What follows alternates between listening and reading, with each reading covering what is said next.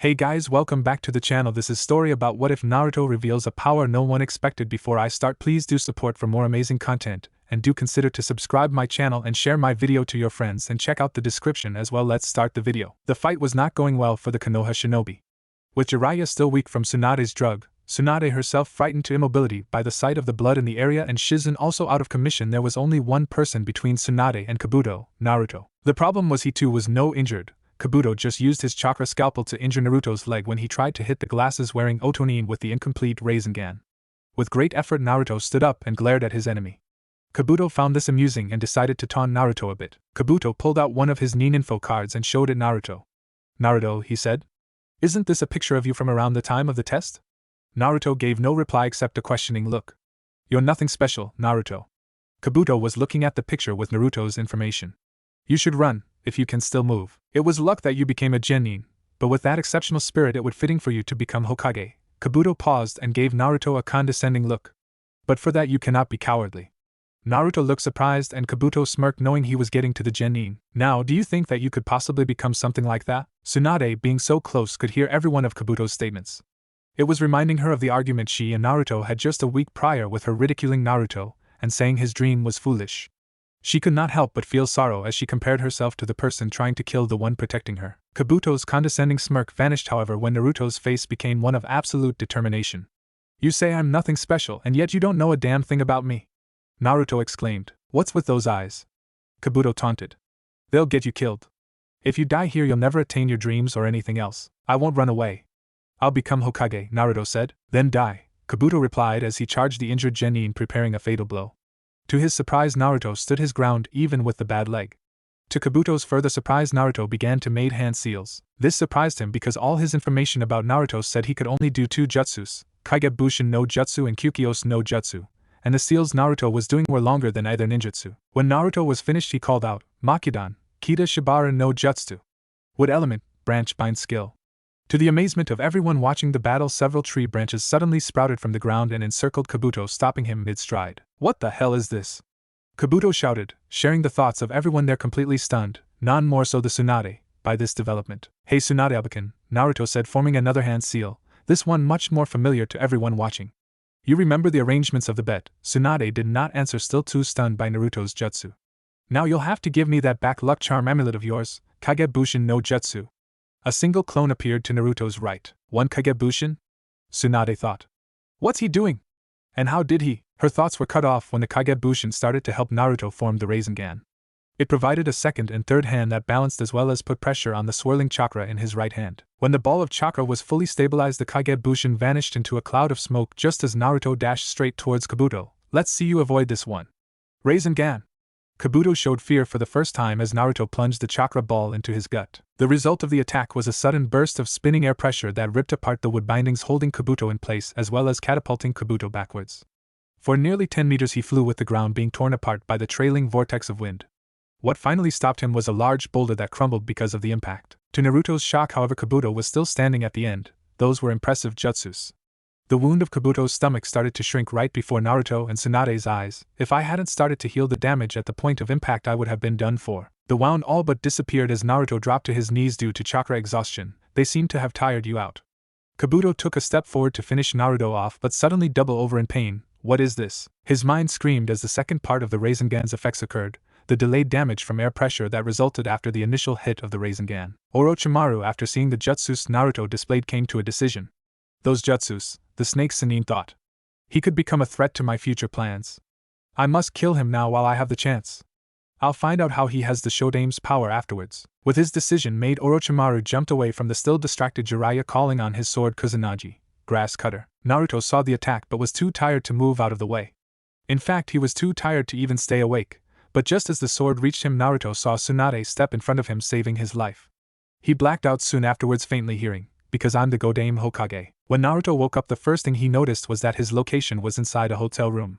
The next thing he discovered was that it was dark out, meaning he had been out for several hours at least. "What happened?" he asked quietly. The battle he recently fought came back to his mind. "Oh yeah. The fight with Orochimaru and Kabuto. Since I'm alive, I guess we won." Naruto's ears then caught noises outside his room and he strained to listen in. "All right, Jiraiya," he heard Tsunade say loudly, "you have a lot of explaining to do. You think I know how he managed that jutsu?" Jiraiya replied. I haven't got a clue, he never used anything like that before. At least not in the few months I've known him. You expect me to believe that? Tsunade asked. There was a dead silence afterwards and Naruto could imagine the two senins glaring at one another in anger. The silence was broken by a muffled third voice. A few seconds later the door opened and the three that were speaking in the other room entered. When they saw Naruto was awake they gave him a piercing look. It was not one of anger or malice but one of curiosity, like they were trying to probe deep into his being to try and figure him out. Naruto knew why. It was because of the power he displayed in the fight. A moment later Tsunade's face softened as she approached Naruto's bed. I'm glad to see you're awake, she greeted as she reached for her necklace. Here, this belongs to you. Naruto gave his fox-like grin and took the necklace and put it over his head. Thanks, awakens. Tsunade smiled for a moment, but it became serious very quickly. Naruto, about the jutsu you used to bind Kabuto, she trailed off when Naruto looked away. It was clear that he did not want to say, but this was his issue that they absolutely needed to know. We need to know, Naruto, Jiraiya said, beating Tsunade to it. I was first able to call on when I was 5, Naruto began. A young Naruto was alone in the woods trying to call on chakra like the sensei at the academy said. It was one of the first lessons they taught and Naruto, like everything else, was forced to practice alone. He was having great difficulty in the exercise, even more so than others for some reason. The only consolation was that he was not the only one having trouble calling on his chakra, as it was difficult to begin with for children so young. But Naruto had seen others do it, and they got high praise for it, and Naruto would do anything for praise. As he continued to try and draw out chakra, he began to notice something about the small trees around him. They seemed to be growing as he concentrated. He stopped trying to call his chakra, and the young trees stopped growing. He called on his chakra again, and the trees grew a little bit. He was confused and repeated the process several times, and his 5-year-old mind could only come up with one conclusion: this is weird. A chuckle from behind Naruto told him he was not alone. When Naruto spun around hoping it was not more people that looked at him with hate, he saw it was the closest person he had to family. Ojaizen? Yes, Naruto, the Hokage said. And what you're doing isn't weird, just a little unexpected. Did I do something wrong? The 5-year-old asked innocently. He was always getting yelled at for doing something wrong he did not know about. No, come with me, I need to tell you some things, the Sandaime said. We talked in his office, and he told me it was something I got from my mother, Naruto said. He told me to keep it a secret because people would want to hurt me because of it. Never told me why, though I figured it was why people hated me, so I agreed. He gave a sad smile at the memory because it brought up the fresh scars of the old Hokage's recent death. 4 years later in history class, one learned about the Shodaime's ability to control wood. I asked him about it, and he said I had the same power and that people might try and kill me to get it. After that he let me read a couple of the Shodaime's scrolls and I learned some of his jutsus. I still kept it a secret to this day. Did Sarutobi-sensei tell you your mother's name? Tsunade asked. Jizan said her name was Dasaburi Minako, Naruto answered. Said he had to change my family name to keep me safe. When he was done, the Sannin gave each other looks, saying they needed to talk some more away from Naruto, mostly to decide how to tell him the rest where the Sandaime left off. Get some more rest, Naruto, Tsunade instructed. We'll be leaving early tomorrow to head back to Konoha. But I'm not tired, Naruto tried to say, but his yawn at the end indicated otherwise, much to the amusement of the others in the room. Okay, I guess I am a little tired, Naruto relented. Just don't let Ero-sennin make us late when we leave tomorrow because he's too tired after getting slapped from girls all night. Don't call me that, brat, Jiraiya yelled. And I never get slapped by girls. Why, in fact they flock to my side because of rugged good looks. He then took a thoughtful pose for a second before a perverted smirk appeared on his lips. Although that can be kinda foo. Tsunade driving him into the floorboards with a downward punch to the head cut him off. Damn pervert. She scowled. She turned to Naruto, who looked worried because he did not want to be hit by Tsunade, knowing what she could do. When she arrived at his bed, she lifted his height and gave him a soft kiss on the forehead. Get some sleep, Naruto. Naruto nodded with a smile on his face as Tsunade picked the super pervert up by the back of his shirt and dragged him to the door. When the 3 elder shinobi were out of the room, Naruto fingered the necklace, happy that another person had acknowledged him. As he drifted off to sleep, he wondered what he would have to do once the return to Konoha. Will I be able to tell everyone I can use the Makidan jutsus, or will I have to keep it a secret like before? I hope I can tell people because I'm sure Sakura-chan would go out with me then. Once they were out the door, Jiraiya miraculously straightened out just as Shizen joined them. Dasaburi Minako, that explains a lot, Jiraiya said. One of 2 the people that survived Orochimaru's experiments in recreating Shodaime's ability to control the Biju's chakra. Because she never showed any of the abilities of the other one, it was thought that even though she survived the experiment, it was ultimately a failure, Tsunade continued. Apparently not as much as one has first thought, Jiraiya said. This also seems to confirm the theory that Shodaime's ability was carried on the Y chromosome, and so only his male descendants could use the power. Shizen joined in. That also explains why Tsunade-sama was never able to use the same power. But I wonder why Nawaki. She stopped herself after realized who she mentioned. I'm sorry, Tsunade-sama. Tsunade waved the apology off because of more important matters at hand. The question is, why was Naruto able to use the Makidan so early in life? Even the Shodan didn't start using it until he was well into his teens, Jiraiya stated. The Kyuubi maybe, Tsunade guessed. But I can't confirm anything here. I will need to do a full examination of Naruto and Seal when we get back. I wonder if Yondaime sealed the Kyuubi in Naruto-kun because he thought me might be able to use Shodaime's power to affect the Bijuu's chakra? Shizen asked. That is a possibility, Jiraiya answered. Unfortunately, we'll never know for sure. He became thoughtful for a moment, recalling what happened when he first used the Kyuubi's chakra. Now that I think about it, that would explain his ability to use the Kyuubi's chakra without being overwhelmed by it. And now with the necklace, he should have even more control. The Kyuubi's power combined with the Shodaime's, Tsunade said. Looks like Naruto has become more of a target than you first thought, Jiraiya. He'll need to be trained in how to fully use his abilities. Looks like I'll have some help in training him, Jiraiya stated. And to think I first took him on just because I saw the potential for him to be just like me.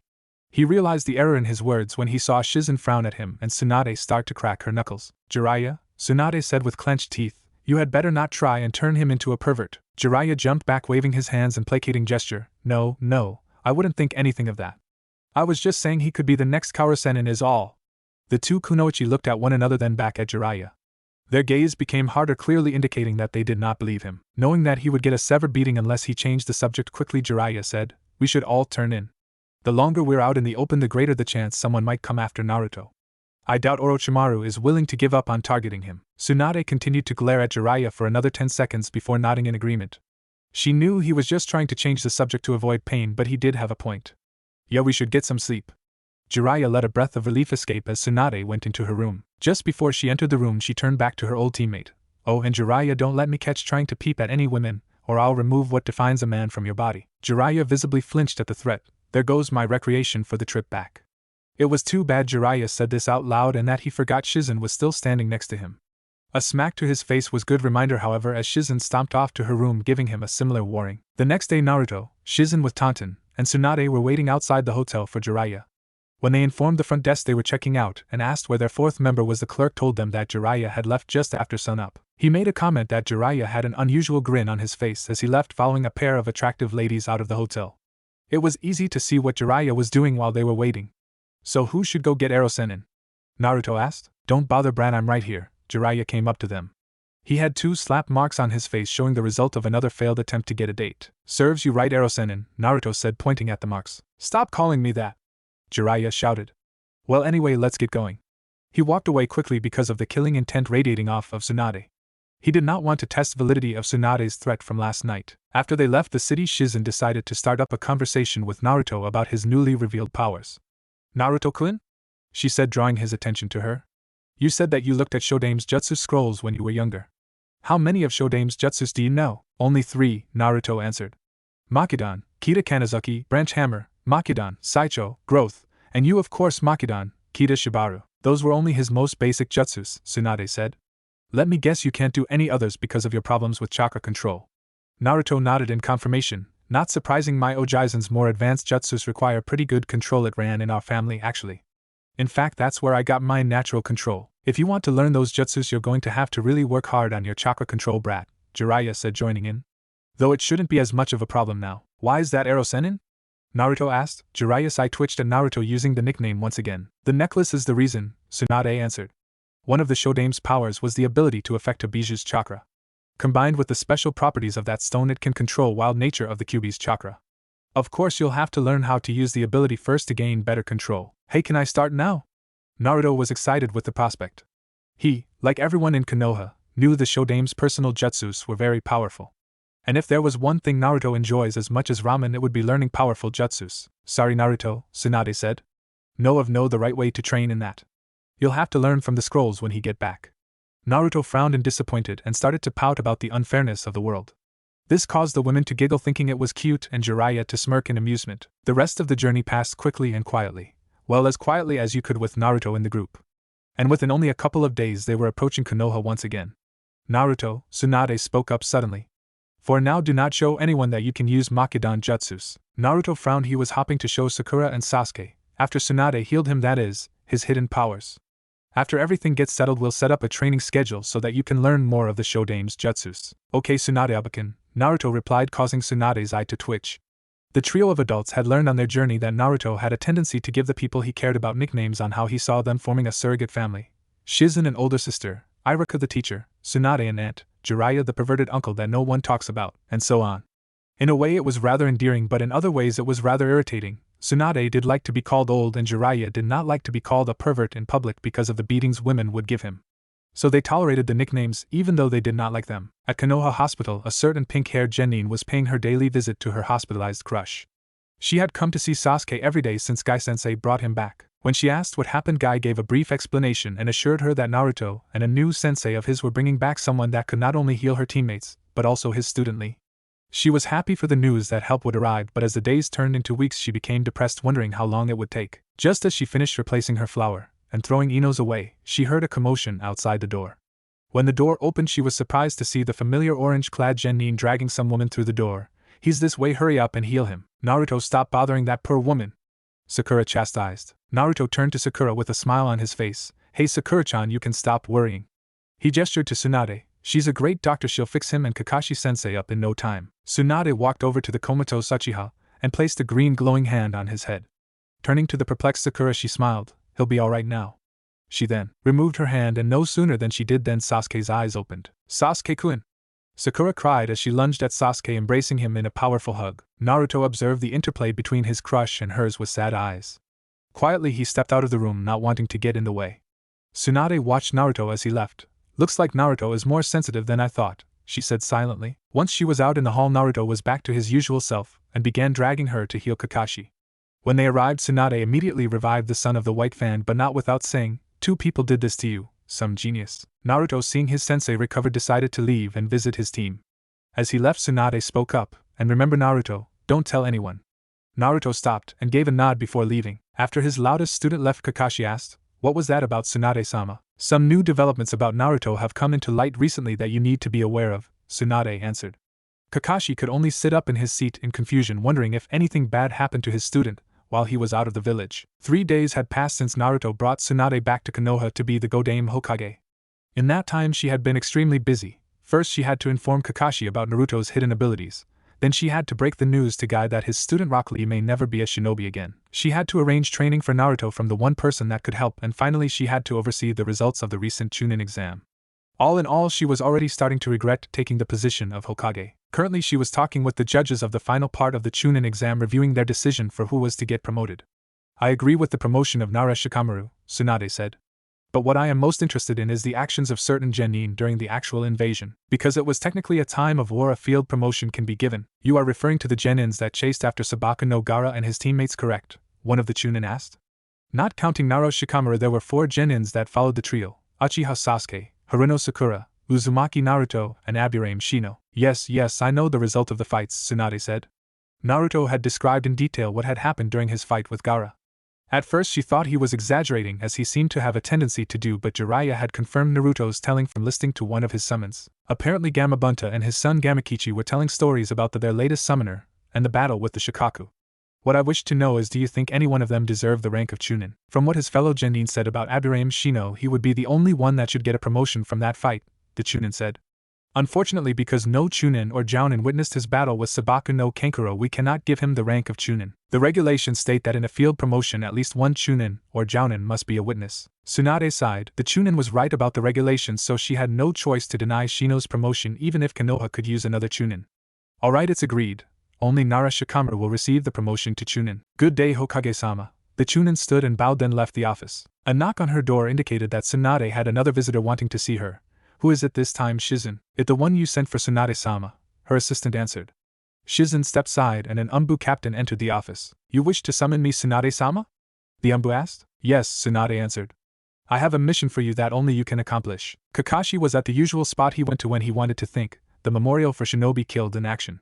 He had been spending his time here just about every waking moment after Tsunade had told him about Naruto's ability to use the Makidan, wood element. It was news that caught him totally by surprise, never imagining his loudest student had such a powerful bloodline.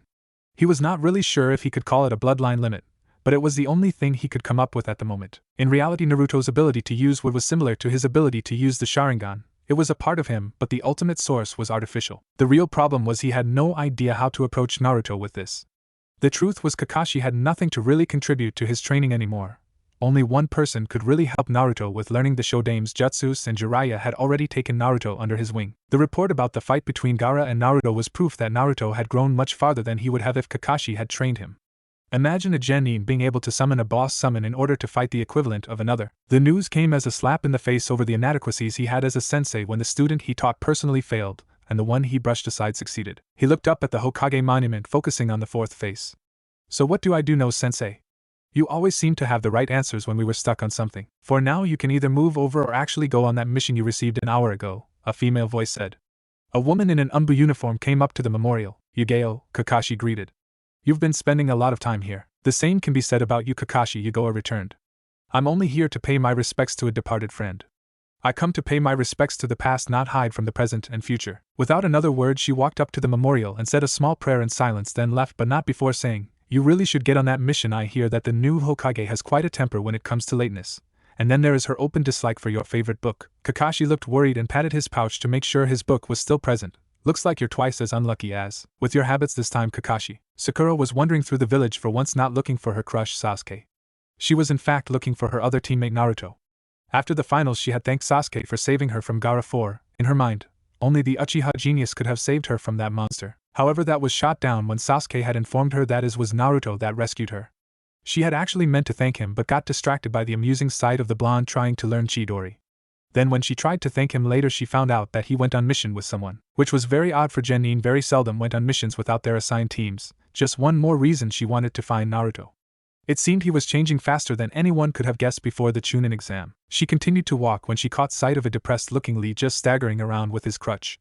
This caught her by surprise because just a few days ago she saw him training his non-injured limbs with more enthusiasm and determination she had ever seen in anyone, except for maybe Naruto. To see the genin like this was a rather disturbing sight. Lee-san, are you alright? Sakura asked. The usually overexcitable genin gave her a sad frown for a brief moment, then a smile came to his face at the idea of talking to Sakura. Oh, I'm fine, Sakura-chan, Lee said. He was lying, though he was actually very upset. He had been told by one of if not the greatest medical nins in the world that he no chance at continuing his life as a shinobi, something that meant absolutely everything to him. To come as far as he did with such a handicap as great as his and then have it taken away was very devastating. But the absolute last thing he wanted was to upset anyone, so he put on a happy face whenever he was not alone. So what are you doing here, Sakura-chan? Oh, I was just taking a walk, that's all, Sakura said. I guess I can tell Naruto thank you later. Lee looks like he could use a friend. It was rather odd thing about Sakura. She could see behind false fronts rather well in everyone else but her team. She could tell that Lee was feeling down and thought she could bring his spirits up. Care to join me? Lee actually liked that idea. H had never been one that would wallow in self-pity, and taking a walk with her would at least distract him from his problems for a little while. I would love to, Sakura-chan. Sakura actually gave him a small smile as she could tell she had genuinely cheered him up. Naruto was off in the forest practicing the Makidan, Saicho, growth. This was actually the base for all of the Shodame's jutsu, and consent practice helped in learning all the other jutsus. Thus he was constantly practicing this jutsu in preparation for his new training in the rest of Shodame's jutsus. Makidan, Saicho was a jutsu that did just what is said. It stimulated the growth of the plants around the person using the jutsu. In this case a tree that was about 5 meters high. While it was not all that impressive compared to the rest of the trees in and around Konoha, it was impressive in that it was just over a year old. Naruto had planted and growing this tree with the jutsu for nearly a year now. He stepped back from the tree and inspected its growth. Not bad, Naruto said. All this extra training and chakra control is really paying off. He then grabbed the pendant that Tsunade gave him on the return trip. I wonder if this has anything to do with it. Abakin was right, my control has gotten better since I put it on. After taking a look at the tree, satisfied with the results, he decided to change his training tactics. Well, that's enough creating, now let's do some destroying. He then looked around, just not here. He never really did like destroying the trees, not since he could make them. He felt it was like destroying a part of himself. Back in Tsunade's office she had just going over the details on Naruto with the Umbu that she summoned. The Umbu, who still had his mask on, let out a sigh of relief. Because she also lived through Orochimaru's experiments, Minako was like a sister to me. I was on an extended mission when the Kyuubi attacked, and the Sandame told me that she and her child were killed. I'm glad that at least a part of her remains. Yamato, do you know who might be Naruto's father? Tsunade asked. She had been wondering about Naruto's father ever since she got back. By his looks one might guess he could be related to Yandame, but then again the same could be said of the Yamanaka family as well. She could order a blood test and compare the records, but that could take weeks to months before she found out anything. Yamato and Minako were close, so if anyone could narrow her search he could. I'm afraid not, Yamato sighed. She never said anything about whom got her pregnant. Because these things happen while on long missions, no one questioned her about it. Tsunade understood exactly what Yamato was saying. On very long and often dangerous missions, emotions often become very intense that lead to acts that a person would not normally take. And because of this, it was not unheard of that a kunoichi might become pregnant out of wedlock. There was no shame in it because it was just one of the aspects of the lives they led. What surprises me is that Sandaime never told me about Naruto. I wonder what his motivation for keeping the information a secret was. Sarutobi-sensei never did anything without his reasons, Tsunade said. I'll probably be looking through his private journals for the next few weeks. There are a lot of questions that have come up and very few answers. She glanced at the clock, noting it was getting late in the afternoon, and she still had other important tasks that needed to be done. You should tell your squad that you'll be on temporary reassignment for the next couple of months. Also have the Umbu commander replace your position in the squad. I have to get some more work done. You mean trying to find a way to help that kid Rock Lee? Yamato asked.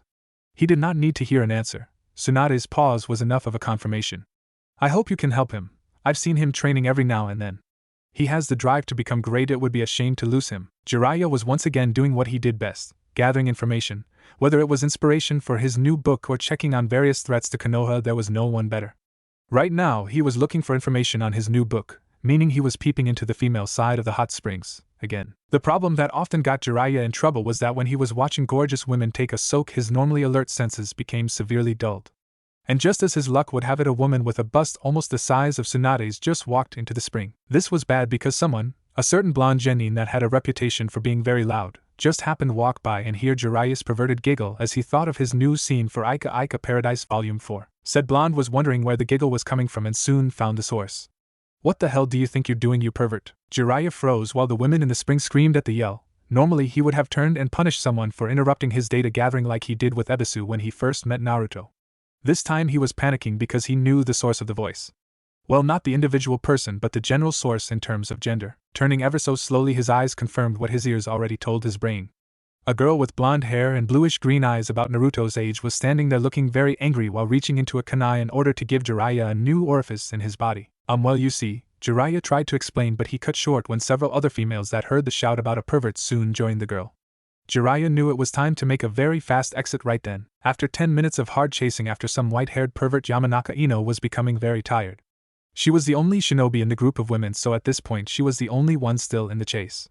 And with the adrenaline fueled by her anger wearing off, she was becoming fatigued quickly. After the pervert she was chasing made another disappearing act, and she lost sight of him, Ino decided to stop and catch her breath.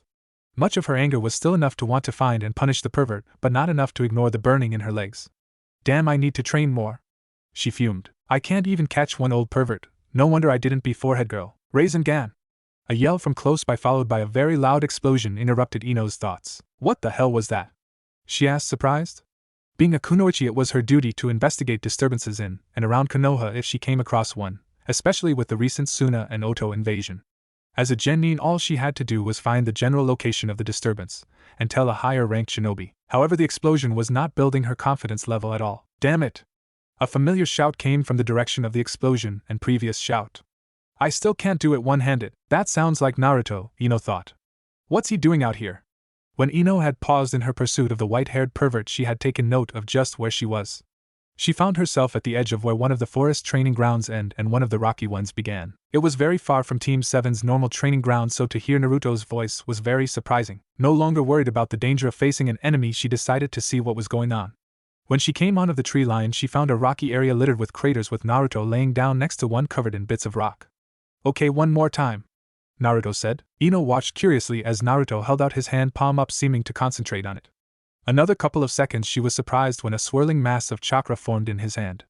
Could he be trying to learn what Sasuke-kun did during the Chunin exam? Ino thought. Before the Chunin exam, Ino would have never thought Naruto could perform such a powerful jutsu. After witnessing his defeat of Hyuga Niji, she was willing to give him the benefit of the doubt. Asuma-sensei did say it was a jutsu made on almost pure chakra, she muttered. Now what did call it? She thought for a second. Oh yeah, he called it Chidori. Is Naruto trying to learn Chidori? The chakra in Naruto's hand formed into a rough sphere shape just before he dashed towards a boulder that was as of yet undamaged. When he was close enough, he thrust a ball of chakra into the boulder, Rasengan. The result was another explosion with Naruto flying back with pebbles hitting all over his body. After lying there panting, Naruto said, still not right. Rasengan? Ino whispered. Guess he's not learning Chidori. Now that she thought about it, there were significant differences in what Sasuke did and what Naruto was doing. The Chidori tended to arc like electricity, Naruto's Rasengan looked like a swirling ball of wind. Wanting to find out what he was doing, Ino moved closer to the still-down boy. Hey Naruto, was what that you just did? Huh? Oh hi, that was my newest jutsu, Naruto answered. And it's way better than Sasuke team's Chidori. Not liking Sasuke being called names, Ino's anger rose. Don't call Sasuke-kun that. And besides, this jutsu doesn't look all that impressive to me. It looks like it blew you up more than the boulder. That's just because I'm doing it one-handed. Naruto countered. Yeah right. I bet you would blow yourself up even more if you used both hands, Ino retorted. Naruto frowned because Ino was actually right in that. Without his Kagebushin, Shadow Clone, to back up his own hand, he could not get enough pressure to hold the sphere. With just one hand he had just enough pressure that would result in an increase the backlash of the jutsu. On the plus side for Naruto, he learned all he needed was a Kagebushin to perform the jutsu, freeing up one hand to block an incoming attack. Right now he was working on performing Rasengan without any aids, so it would be the proper version he saw Jiraiya do. Ha, I'll show you, Naruto said, jumping to his feet. He liked showing off and hated to be told what he should and not be able to do. Now he had a chance to show off and prove someone's conception about him wrong, two of his favorite things in the world. Kagebushin no jutsu. I've seen this one, Ino smirked. Shut up and watch. Naruto yelled as his clone worked to stabilize the forming ball. After only a could of moments, the ball completely formed and Naruto dashed off to another boulder. Rasengan. The ball drilled into the boulder, driving it back several meters before it finally exploded into several thousand small rocks. So what do you think of my latest jutsu now? Wow, Ino said, dumbfounded. She had to admit that was probably one of the most impressive jutsus she had ever seen, including Sasuke's Chidori. She just had to know how Naruto learned such a powerful jutsu. Hey, tell me where you learned that. With Naruto always wanting attention and praise from others, was more than happy to tell Ino about his mission to look for Tsunade, even though he did leave out certain parts like the fight involving Kabuto and the Senins. The reason was because the Sandaime Hokage's death was still a sour subject for everyone, especially his age group, because everyone viewed the old man a loving grandparent. Telling Ino about his killer would have upset the blonde Kuniochi. And so I won the bet and Tsunade Bakon had to give me this, Naruto said, holding up the necklace. After inspecting the necklace and determining that it had to be worth a fortune, she bopped Naruto on the head. You shouldn't talk about Hokage-sama like that, Ino berated. And I can't believe you learned from such a blatant pervert. Naruto had not pulled any punches when describing Jiraiya. Also from Naruto's description of his, she determined that Jiraiya was the old man she was chasing after just before she found Naruto. You said he helped train you for the finals? What did this Jiraiya teach you then? Well, first he taught to walk on water, and then he taught me Kuchio's no jutsu, summoning, Naruto answered. Again she was impressed. Water walking was actually an upper genin low chunin chakra control exercise, and learning how to summon properly was rather difficult because it required a lot of power and pretty precise control. Who would have ever thought Naruto would become so strong? Ino thought. So what do you summon? I summon toads, Naruto said proudly. I hate toad, Ino complained. Naruto looked indignant at Ino's reaction. I'll have you know the Yondaime Hokage summoned toads as well, Naruto said. And because he came up with Rasengan, you can say I'm just like him. I seriously doubt you're like the strongest Hokage there's been, Ino said at the proclamation. I will give you this, you've grown a lot more than I think you would have. Naruto would have frowned a jab about him not being like the Yondaime, but Ino had acknowledged the fact that he had become strong, and that was good enough for him. A growl of his stomach changed the subject of the conversation. Rubbing the back of his head with a fox-like smile, he said, Guess it's time to eat. Want to come to Ichiruka with me? Naruto always liked inviting his friends to his favorite restaurant, and Ino had just become his newest friend. Ino would have declined if her stomach had not joined Naruto's after the invitation. With a slight blush from embarrassment, she said, I guess I'm hungry too, so sure. Tsunade had been working non-stop to raise the chances of Lee surviving the operation needed to restore him to full health. What she had in mind was inspired from what she observed Kabuto was able to do in his fight against Naruto. The way Kabuto used his chakra to regenerate his cells in a focused area was very impressive. If she could duplicate the effect, she could raise Lee's survival enough to where it would be worth the risk of the operation. After nearly 3 days of constant research, she formulated a plan to accomplish just that. Now all she had to do was inform Lee and Guy. She found the pair at the top of the Hokage monument looking over the village. She could see the pair were depressed. She could not help but feel better that the news she was about to give them would cheer them up. Guy, Lee, I some important news I must inform you of, she said, spoke with a serious voice. And what would that be, Tsunade-sama? Guy asked. His tone was guarded. He was afraid that Tsunade would remove Lee's status as a shinobi for medical reasons. It was a valid reason, and Tsunade was the best to make that determination. Still, he knew that it would probably kill Lee if he was forced to give up his dream. I have been doing research on your injuries, Lee, Tsunade said. I have found a way to increase the chances of your survival to 50%. It is enough that I am willing to risk the operation, but it must be your decision. Tsunade inwardly smiled at the silence of the pair. There were very few situations that could silence them. Tsunade-sama, do you mean you can cure Lee? Guy asked. His voice low with disbelief. yet holding high hopes at the same time. A 50% chance of curing him, Tsunade repeated. The risk is still great, but I am willing to perform the operation if you are willing to endure it. Lee came out of his shock and with a quiet voice he spoke. My whole life I wanted to prove that I could be strong without ninjutsu or genjutsu.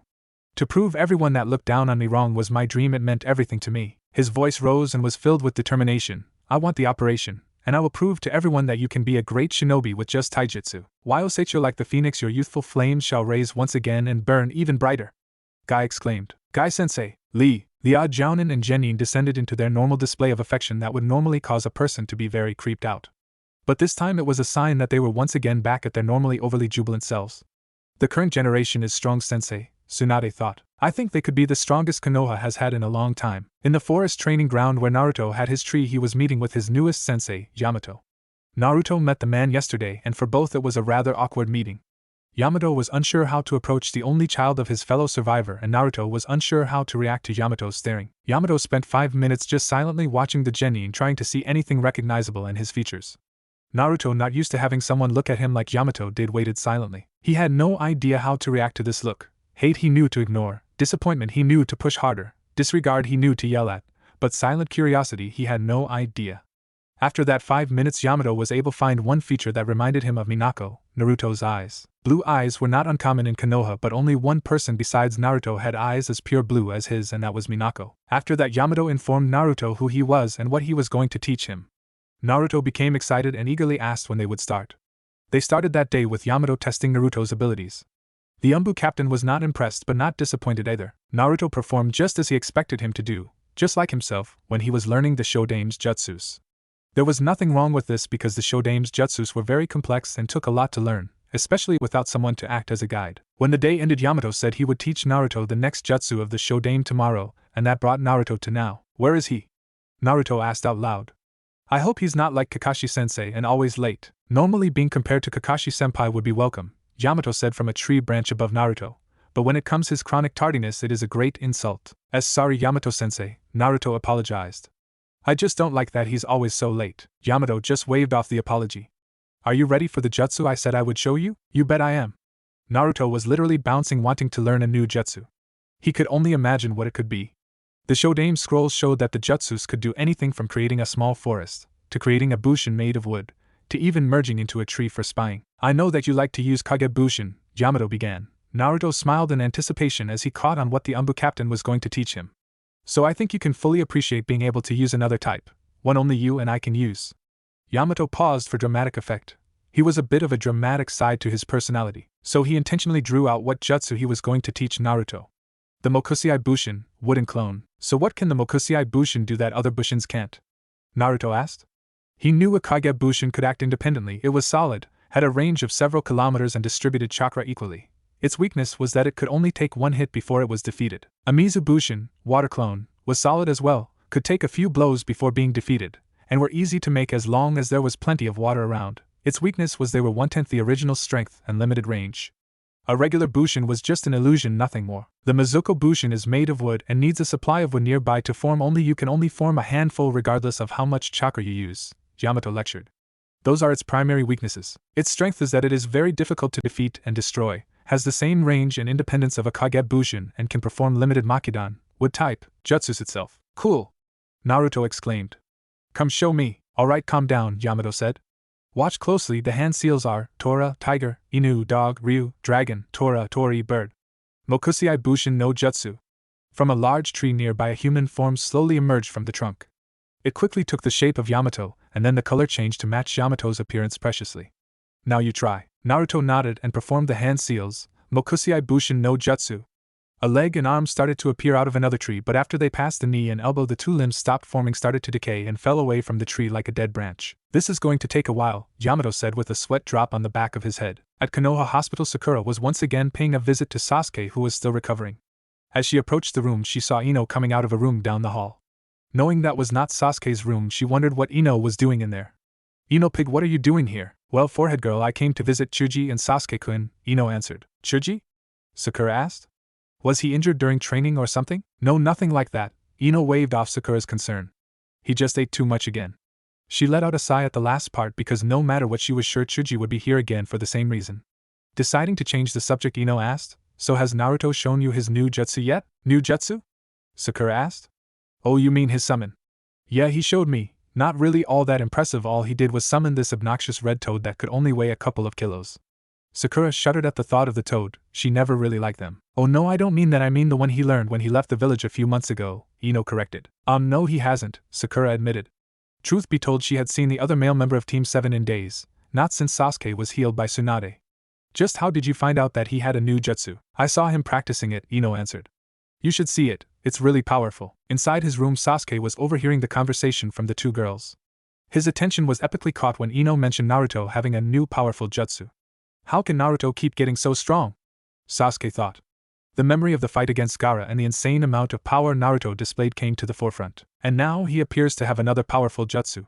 He clenched his fist in anger at the thought of Naruto being stronger than he was. I have to be stronger. Back in the forest, Naruto was panting as he leaned against the tree. He had been working like a man possessed to learn the jutsu. All around him there were pieces of rotted wood laid about from his unsuccessful attempts. Yamato had to admit he was impressed by the boy's determination to learn the jutsu. Most would have become frustrated and given up after so many failures. Naruto just seemed to push himself more every time he messed up. That's enough for now, Naruto. Your chakra is too low to use the jutsu, Yamato said. He can still go on, Naruto panted. He did the hand seals once again. Only this time, instead of feeling his chakra pass through his body, he felt the Kyuubi's. Mokusei Bushin no Jutsu. Yamato felt the Kyuubi's chakra flow just before called out the jutsu. He was ready to intervene in case the chakra overwhelmed him, but that never happened. Instead, he saw two pairs of arms and legs come out of one of the larger trees in the area.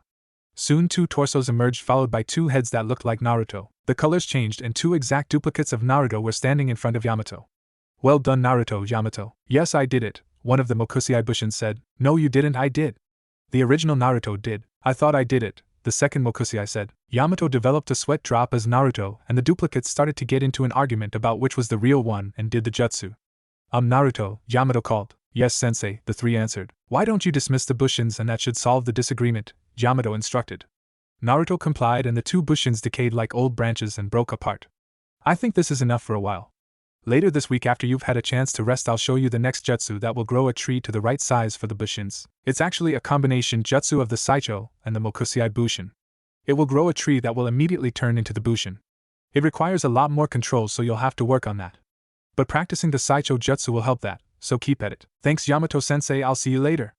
Naruto waved as he ran off. After all that, he still has the energy to run off like that. Yamato wondered. Guess that's the stamina Tsunade-sama told me about. He could not help but smile at Naruto's enthusiasm. The next day, Naruto was feeling just as energetic as he usually did after a night of rest. He had not seen any of his teammates in the last few days, so he headed for the hospital to find them. Walking up to the entrance, he spotted Sakura about to enter. Good morning, Sakura-chan. Oh, hello, Naruto, Sakura greeted. She did not yell at him this morning because he was not interrupting her talking to Sasuke, and she was trying to be nice to him because he saved her from Gaara. She still had yet to thank him and planned to do it now. What are you doing here? I'm here to see you and Sasuke, Naruto said. I wanted to see how the team was doing. Don't call Sasuke-kun that, Sakura yelled. Her desire to defend her crush overriding her previous plan to thank Naruto for saving her. Well, let's go see how he's doing, Naruto suggested, not wanting to get hit by an irate Sakura. Sakura turned and entered the hospital without another word, showing she was going to ignore Naruto for his comment. As soon as Naruto and Sakura entered Sasuke's room, Sakura greeted him and started talking about how soon he would get out of there. Sasuke, for his part, was not paying attention as his sole focus was on Naruto. Naruto, he said, shutting Sakura up, fight me, right now. Sasuke-kun, you can't, you're still not better, Sakura objected. Sakura-chan's right, you're not, Naruto agreed but was cut off by Sasuke. You said you wanted to fight me in the Chunin exam, now's your chance, Sasuke countered. Naruto could tell that Sasuke was not going to back down. And to be honest, Naruto wanted to fight Sasuke as well, so he agreed, you're on. They picked the roof, not wanting to put the fight off any longer. Before they started, Naruto said, funny isn't it? I'm actually overjoyed that I finally have a chance to defeat you. Sasuke's Sharingan flared into existence because of his anger at Naruto's proclamation. What did you say? Sasuke asked angrily. You're talking nonsense, Do. I'm no longer the Do you knew. Naruto returned. I've changed a lot. You're certainly full of yourself, Sasuke said. You're not acting like yourself, Naruto prodded. Afraid you'll get a challenge out of me? Shut up and fight. Sasuke yelled. Before we do, put on your Hitite forehead protector, Naruto instructed. Why should I do that? Sasuke asked. You won't even land a single finger on my forehead. It's not about that, Naruto said. It's a symbol of us being equal as Konoha shinobi. That's why you're so full of yourself. Sasuke yelled. You think you're on par with me? Of course I do. Naruto yelled back. In fact, I never thought of myself as inferior to you, not once. You're starting to piss me off, Sasuke said. That's because you're still weak, Sasuke-chan. Naruto countered. Both of the anger reached the boiling point, and they charged each other as fast as they could. When they reached one another, both punched and caught the other's hand and exchanged in a brief contest of strength, trying to push the other back. It became apparent that both were equal, as either lost ground, so they broke apart and jumped back. Naruto was the one that decided to start using jutsus first. Tajukage Bushin no Jutsu. Mass Shadow Clone. Soon the entire roof of the hospital was covered in Kage Bushins, and they all started to attack the Uchiha. Sasuke was not threatened and began taking the clones apart with Gukken, Iron Fist. He spun and kicked the first clone that approached, sending it into 3 others, taking them out.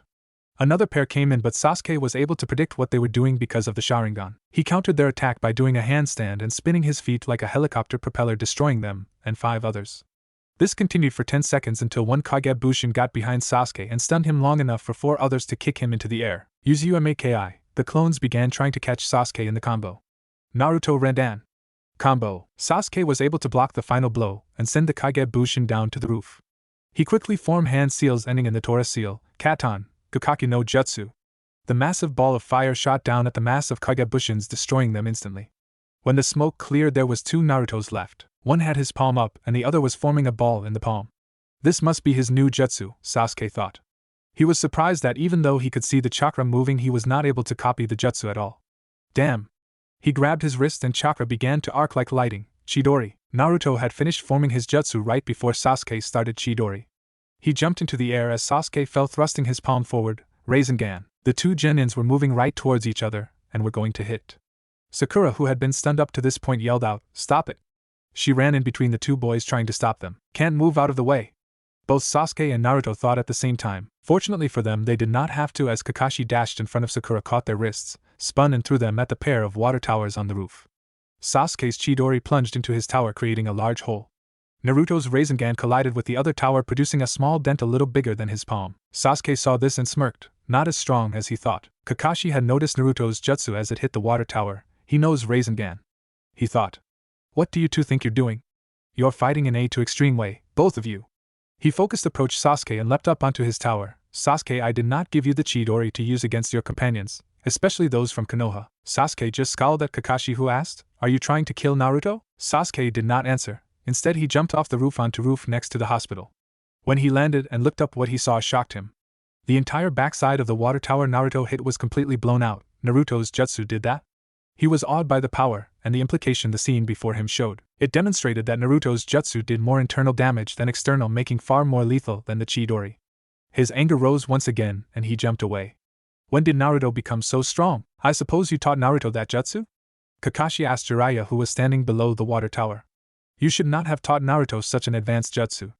Even if it is to protect him from Akatsuki, it's too much for him. The same could be said about you teaching Sasuke Chidori, Jiraiya countered. Besides, who I teach and what I teach is my business, Kakashi, not yours. Naruto is my student, Kakashi argued. Yeah, that's why you got someone else to teach him, Jiraiya said sarcastically. He found me after you dumped him on Ebisu and I decided to train him. It's your own fault that he sought another sensei, for not teaching him. Besides, what Naruto needs to learn now, you can't teach him, and you know it. Kakashi did not like what Jiraiya was saying, but he had no way to argue against either. Everything he said was the cold, honest truth. I have a mission I need to do, Kakashi said, jumping off the tower and landing next to Sakura. Sakura, don't worry, everything will be back to normal now. Sakura whipped her eyes and gave a nod, but on the inside she believed that it could never go back normal now. Truth be told, Kakashi would have agreed with Sakura if he knew her thoughts. Sasuke had just finished working himself into near complete exhaustion. It had been 2 days since the fight with Naruto on the roof of the hospital, and he was still angry. Angry at Naruto for growing so much in such a short time, angry at Kakashi for not training him better, but mostly angry at himself for feeling the inadequacies he was forced to endure, and angry because at the moment he ran into his brother again after so many years there was still such a huge gap between them. After the fight on the roof, Kakashi had tracked Sasuke down, tied him up, and lectured him about giving up on his revenge. Easier said than done, as Sasuke had only lived for revenge ever since the massacre of his clan. He says we're the same, Sasuke thought. What would he know about my pain? The more Sasuke thought about his sensei, the angrier he got. Even with Kakashi's strongest jutsu, he was not strong enough. He can't give me what I need to kill Itachi, but then who can? He then started thinking of Naruto's growth over the time since the beginning of the Chunin exam. He knew that Kakashi was not the one that trained Naruto, the copy Nin was with him the entire time. What he wanted to know was just who had trained Naruto during that time. That white-haired guy, Sasuke concluded. He took Naruto away from the village right after the funeral of the Sandaime. He must have been the one to train him. The question is, who is he? Sasuke remembered the brief confrontation with Itachi at the hotel and focused on the white-haired man's entrance. He said his name was Jiraiya. Why does that feel so familiar? His eyes widened when it finally occurred to him. How could I forget, Jiraiya of the legendary Sannin. That dope got one of the Sannin to train him. If a Sannin made him so strong, then he reached for the cursed seal close to the base of his neck on his back. Further thoughts were cut off. Several shuriken flew in his direction. He nimbly jumped out of the way only to be hit by a kick from behind. He easily recovered and landed on a tree nearby. When Sasuke saw that he was now facing 4 enemies and from their Hittites they were from Oto Sound Village, remembering that Otonins in the Chunin exam targeted him, he became wary. So this is Uchiha Sasuke, the only girl of the group said. I'm not as impressed as I thought I'd be. Sasuke, still feeling the shame of having so much trouble against Naruto, rushed at the enemies. The exchange was quick and furious. Sasuke, his Sharingan activated, attacked the largest one first, kicking him in the face, sending him crashing into a wall. The one with 6 arms came from Sasuke's right, only to have Sasuke dodge in between his 6 arms and deliver a strong punch to the abdomen, making him hunch over. The one that looked to have 2 heads attacked next, and Sasuke dodged the kick and was about to counter when a second pair of arms came out of the body, surprising him. The second set of arms blocked Sasuke's punch, and the first set knocked him into the air. From there the girl was able to nick him with several kunai, just as the large man, who had recovered, slammed him back down to the tree. Knowing that he needed to move faster, Sasuke started channeling chakra throughout his body. Unfortunately, because of his earlier training, his chakra reserves were low. As a result, the cursed seal started to spread. At first Sasuke did not notice, and he felt invigorated and continued his attack. With his Sharingan and the cursed seal on, he made short work of the 4 Otonins. Or at least that was what it looked like. After kicking the girl into the pile of the other 3, Sasuke was shocked to see all 4 disappear, leaving a log in their place. That was when the cursed seal started to burn, forcing Sasuke to drop to his knees. That was better, the voice of the one with 2 heads said. Sasuke struggled to turn around and was surprised again to see them with their own cursed seals activated. But it appears that unlike us, you don't have control over your cursed seal. We can help you with that. Why would you want to help me after attacking me? Sasuke said after he forced the cursed seal back. We were sent by Orochimaru-sama to retrieve you, the one with 6 arms answered. You have impressed us, Sasuke-sama. The 4 then dropped to their knees, showing their submission to Sasuke. We, the Oto Four, decided that if you proved worthy, we would swear our allegiance to you. You showed us your strength, and now we pledge ourselves to you, the girl said. We can help you with your cursed seal, the 2-headed on spoke again. We can upgrade it to level 2 like ours, and it will give you great power. That truly caught Sasuke's attention. After we upgrade your cursed seal, we can take you to Orochimaru-sama, and he can give you even greater power. Power, Sasuke thought. That is what I need. Naruto became strong after training under the weakest of the Sannin. I will gain greater power by training under the strongest. At the same time Sasuke was fighting the Oto Four, Naruto was returning from his own training. When he woke up this morning, he found a note and small scroll on his table waiting for him. They were from Yamato. The note explained that he had an urgent mission and could not help him with the training like he said he would. Instead, he left a jutsu scroll of another jutsu Naruto could learn on his own. It was the advanced version of Saicho, growth, called Saicho Ida, growth of the branches. The note went on to explain that this was the first half of the training for the jutsu that would make a Mokusei Bushin, wooden clone, from a plant Naruto produced. The new jutsu provided more wood than Saicho alone could produce, which was fundamental in the Mokusei Bushin. Naruto could use the Saicho Ida and then a Mokusei Bushin from that. The downside to this tactic was that it used more chakra and took greater time. Still, it would work and was useful for Naruto's training. So Naruto spent the entire day working on the jutsu, and had only managed to finally master it an hour ago. He felt proud of himself for his latest success, and not just because it would make him stronger. He felt proud because he finally felt he was starting to live up the potential that was passed down from his mother. Naruto went over to his bed and pushed it aside. Under it, he lifted up a loose floorboard and took out a small strong box. After fishing out a small key from inside a hidden pocket in his pant leg, Naruto undid the lock. Inside, he took out his most prized possession, a picture of a woman with light brown hair, a pretty face and eyes as blue as his. It was a picture of his mother, the only one he had. It was given to him when he was 7 as a birthday present from the Sandaime. He treasured the only image, the woman that gave him life, that he only brought it out on rare occasion. With a sad smile he spoke, "Are you proud of me, Okasan, mother? Am I living up to what you thought I could be? Are you happy for what I've done?" Obviously there was no answer, but to Naruto it still felt like he had received a yes for each question. Naruto spent countless hours pondering what his life would have been like if his mother had lived. He wondered how different his life would be if he had someone to come home to. Someone that would make him feel better when he all the glares and hate forced upon him when he was younger. What kind of person he would be now. There was never an answer to those questions. One thing Naruto never did, however, was to dwell on those questions for long at any one time. He knew better than anyone that a person could not live in the past. Naruto knew one never got anywhere by going backwards, so he pushed on every day of his life. In reality, this was what truly separated Naruto from the people he met with painful pasts. Where they would dwell on the pain, he would push forward, growing from the experience, pushing and living for the next day.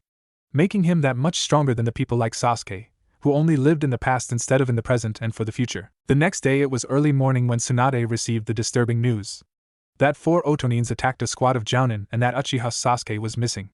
Knowing that Orochimaru wanted the last Uchiha, she could easily conclude that Sasuke was with them. And if what Sakura had said to Shizen when her assistant found her near Team 7's training ground was true, then he went voluntarily. The major dilemma she now faced was who to send after the Otonins. This would be an A-class retrieval mission, and it should go a squad of Anbu or Jounin. Unfortunately for her, there were none available as they were all doing their own missions at this time. Even sending squads of Chunin was not viable because of the state Konoha was in. The option of letting them go was not even considered. Orochimaru must not get his hands of the Sharingan. If he did, the consequences would be dire. That left her with only one option, Genin. And the idea left a very foul taste in her mouth. You wanted to see me, Tsunade-sama? A very bored voice asked, followed by a large yawn. Yes, Nara Shikamaru, I have an A-class mission for you, Tsunade said. Her voice was like iron, causing Shikamaru's normally slouched posture to straighten, knowing this was incredibly serious. Not more than 10 minutes later, Shikamaru was standing outside Naruto's apartment waiting for the loudest shinobi in the village to answer the door. Tsunade briefed him on his situation and told him he had 1 hour to gather as many strong genins as possible and set off in pursuit of the Otonins. Try and slow them down until backup could arrive and prevent them from leaving Fire Country. The only request she made in the lineup was to get Naruto on the mission. Shikamaru had to question the wisdom, though he kept it to himself, in bring Naruto. He knew Naruto had become very strong. The match against Neji was proof enough, but Naruto was known for making rash decisions. Something that would be a hindrance on this mission. Still, he had his orders and thus found himself waiting outside Naruto's door. After several moments, Naruto groggily opened his door. Shikamaru, what are you doing here? This is so troublesome, Shikamaru sighed. We have a mission. Sasuke was taken by 4 Otonins and Tsunade-sama has ordered me to get as many strong genins as I could to go after them. What? Came Naruto's predictable loud reply. Sasuke's gone. Hold on, I'll be right out. He slammed his door shut and several noises of crashes and curses followed. After only 10 seconds, Naruto was back out the door, fully clothed with all his supplies ready to do. So who are we taking? Naruto's answer came a few minutes later outside of Chuji's house. Here, Naruto, help me eat this, Shikamaru said, giving Naruto a bag of chips. Naruto was very confused, but because he skipped breakfast he complied. A few minutes later, Chuji's door burst open and the plump Genin stormed out. I'll never let anyone have the last chip. He snatched the chip from Naruto's hand and proceeded to try and eat it, only to have it snatched out of his hand by a white blur. Who's the dirty thief that stole my chip? Hey, what's going on? Kiba asked as Akamaru ate the stolen chip. After a brief explanation of the mission, Kiba said, Count me in, can't let Naruto show me up again.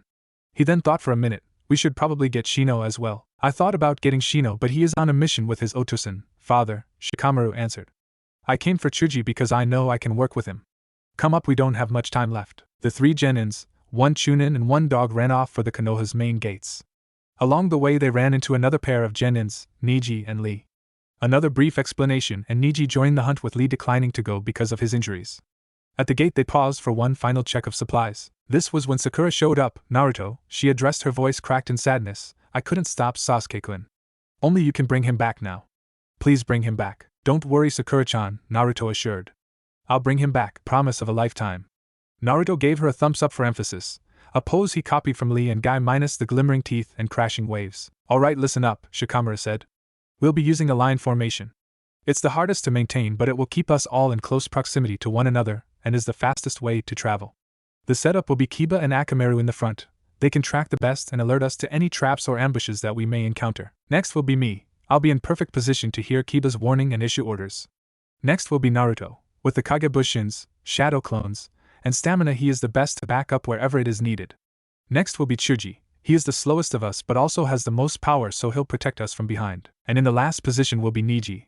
With the Byakugan, he can watch out behind us and warn us in case of a rear attack. After the explanation, Neji and the others were quite impressed. He only had a few seconds to come up with this formation and did it near perfectly. No wonder he was made a Chunin. Now I never really liked Sasuke, Shikamaru said. And quite frankly I find him very troublesome. But he is a fellow Konoha shinobi and that makes him a comrade. We will get him back. The others agreed and soon sped off to retrieve the missing genin. Soon the 5 young shinobi came across a large area filled with traps. The only thing that kept them from being caught was the warning from Akamaru. After a complete scan of the area by Niji's Byakugan, they found that the range of traps was so big that by the time they went around it was a good chance the Otonins would be well out of fire country by then. So with no other option, they entered the trap area, moving at a walking pace in order to avoid the lethal traps. After an hour of walking, they finally left the trap field, but not without several close calls, including a complex 3-layered trap wire that Naruto almost triggered. Thanks to Shikamaru and the cage main, Shadowbind, the trap was not set off. Once they were in the clear, Niji scanned ahead of them with the telescopic aspect of his clan's unique eyes. They are approximately 5 kilometers ahead of us, he informed. They appear to be taking a rest. I do not see, Uchiha thought. The largest one is carrying some kind of barrel, however. He focused on the barrel and penetrated the surface with the X-ray-like aspect of the Byakugan. There is some strange chakra inside the barrel, as well as a person. I believe it is Uchiha. Alright, we need to do this carefully, Shikamaru ordered. We have surprise so far and we need to keep it. These guys are probably Jounin at least. So we need every advantage we can get, so here is what we'll do. 10 minutes later, the Oto Four appeared to be relaxing a little, eating some camp rations. This was all an act because the one with 6 arms had set up early warning traps made out of spiderwebs all around their camp. The team from Konoha tripped these early warnings and the Oto Four were waiting for them. When the 5 were close enough, they quickly got to their feet and surrounded them. The one with silver/gray hair spoke. Thought you could sneak up on us? How amusing. He nodded to the other 3 and all drew their kunai and launched them at the Konohanins. Niji, Naruto and Kiba were able to jump away, but Shikamaru was not so lucky. Or at least that was the appearance. As soon as Chuji and Shikamaru were hit, they disappeared into bursts of smoke. Kagebushins? The woman said. When she and the others tried to turn to, they found they could not. The reason became clear as a shadow line was connected to each other, their own shadows. Heh, it worked, Shikamaru said, stepping into the clearing with Niji, Kiba and Shuji. The others burst into smoke, revealing Kagebushins of Naruto smiling in success. Looks like we got the drop on you, did you? The apparent leader, the one with silver hair, said. The confusion from the 5 of Konoha ended when Shikamaru was forced to disengage his jutsu and jump away as a person just like the leader, threw several kunai at him. You didn't take into account of my brother. Everyone from Konoha was shocked to see the twin of the leader begin to merge into the leader's body. We need to get Orochimaru-sama's new vessel back to him, the large Otonin said. You guys go ahead. I'll deal with them. Fine, just don't get distracted in your snack, fat ass. The girl said. Shut up, Tayuya, the large one retorted. Kidomaru, take the barrel.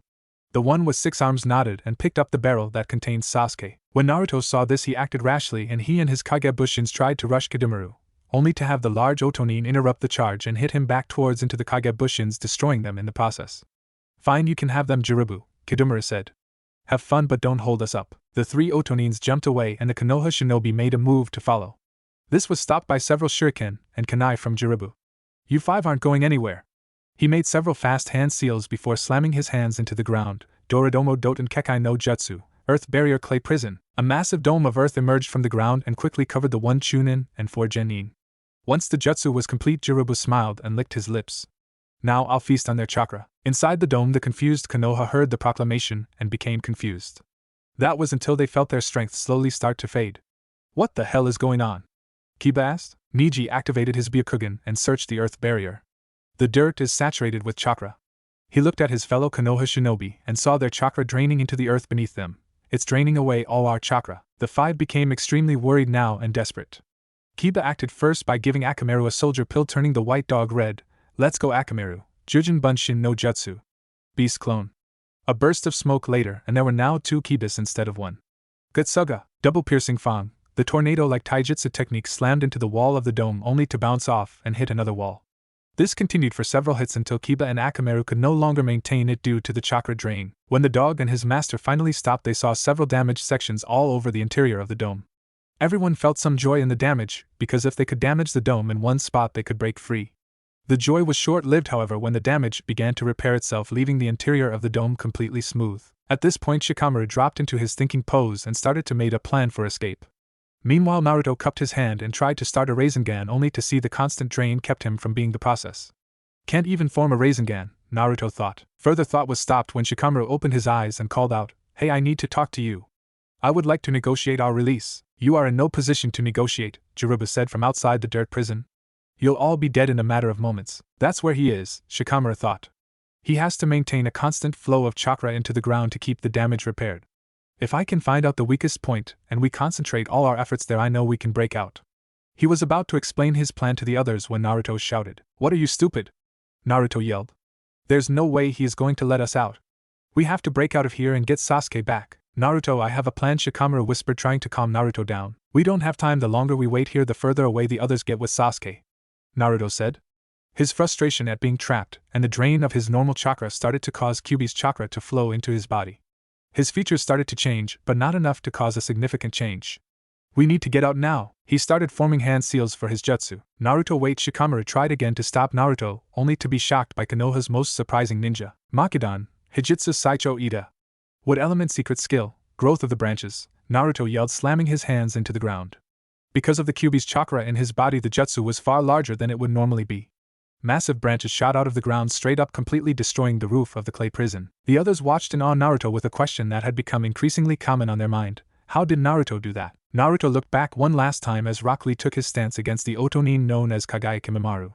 Over the course of the past 5 hours, Naruto had been progressively separated from his teammates, as they encountered the shinobi that took Sasuke, and just now Rock Lee showed up telling him to go after Sasuke while he took care of the bone, using shinobi.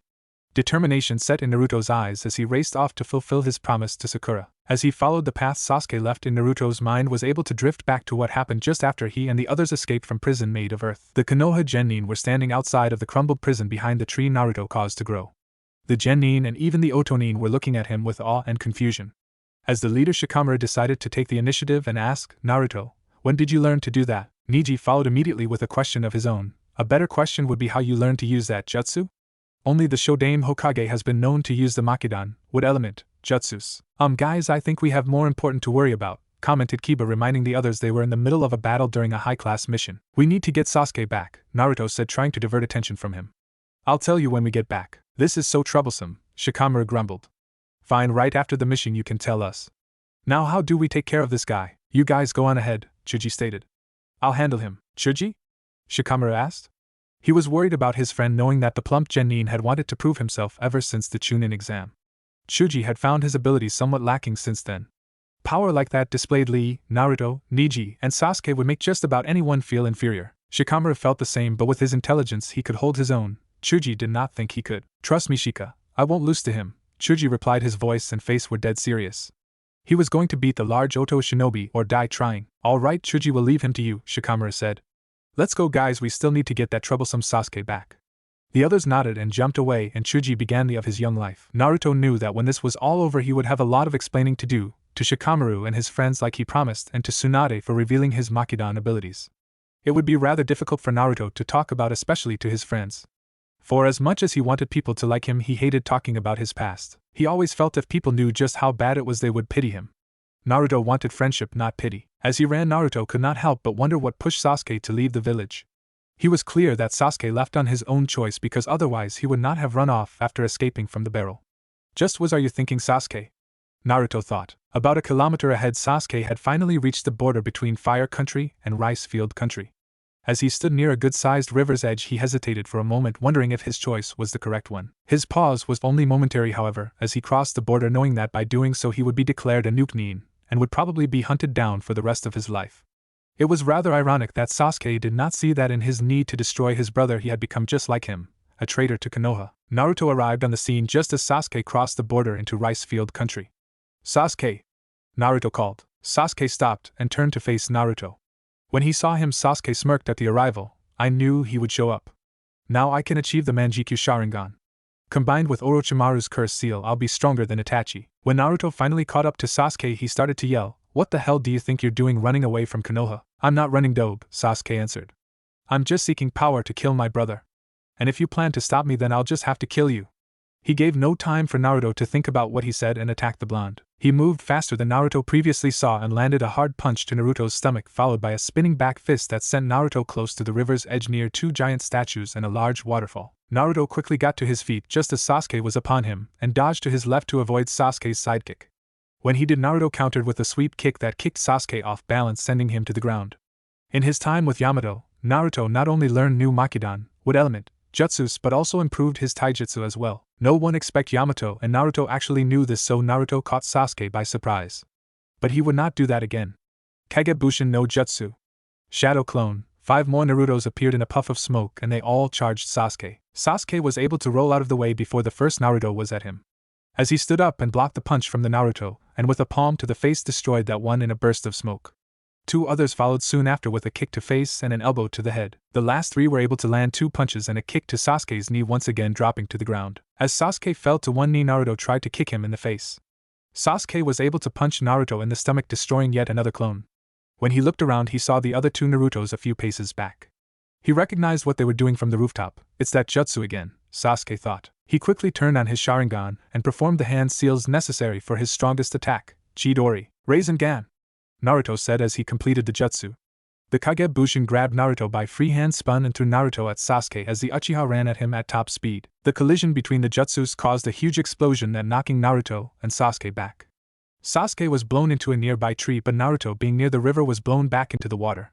He was soon carried downstream and towards the waterfall. He had not regained enough of his senses to avoid falling off the waterfall, but was recovered quickly enough to control his fall and splashed down into the lake below the waterfall with minimal damage to his body. When Sasuke recovered, he saw Naruto go over the edge and race to the side of the cliff to see Naruto land relatively safely below. He glanced down at his hand, thinking, that jutsu is stronger than mine. The only reason the matchup was equal was because I have greater accuracy with my Sharingan. Needing to finish the fight, Sasuke raced down the side of the cliff, activating his curse seal for more power and greater speed.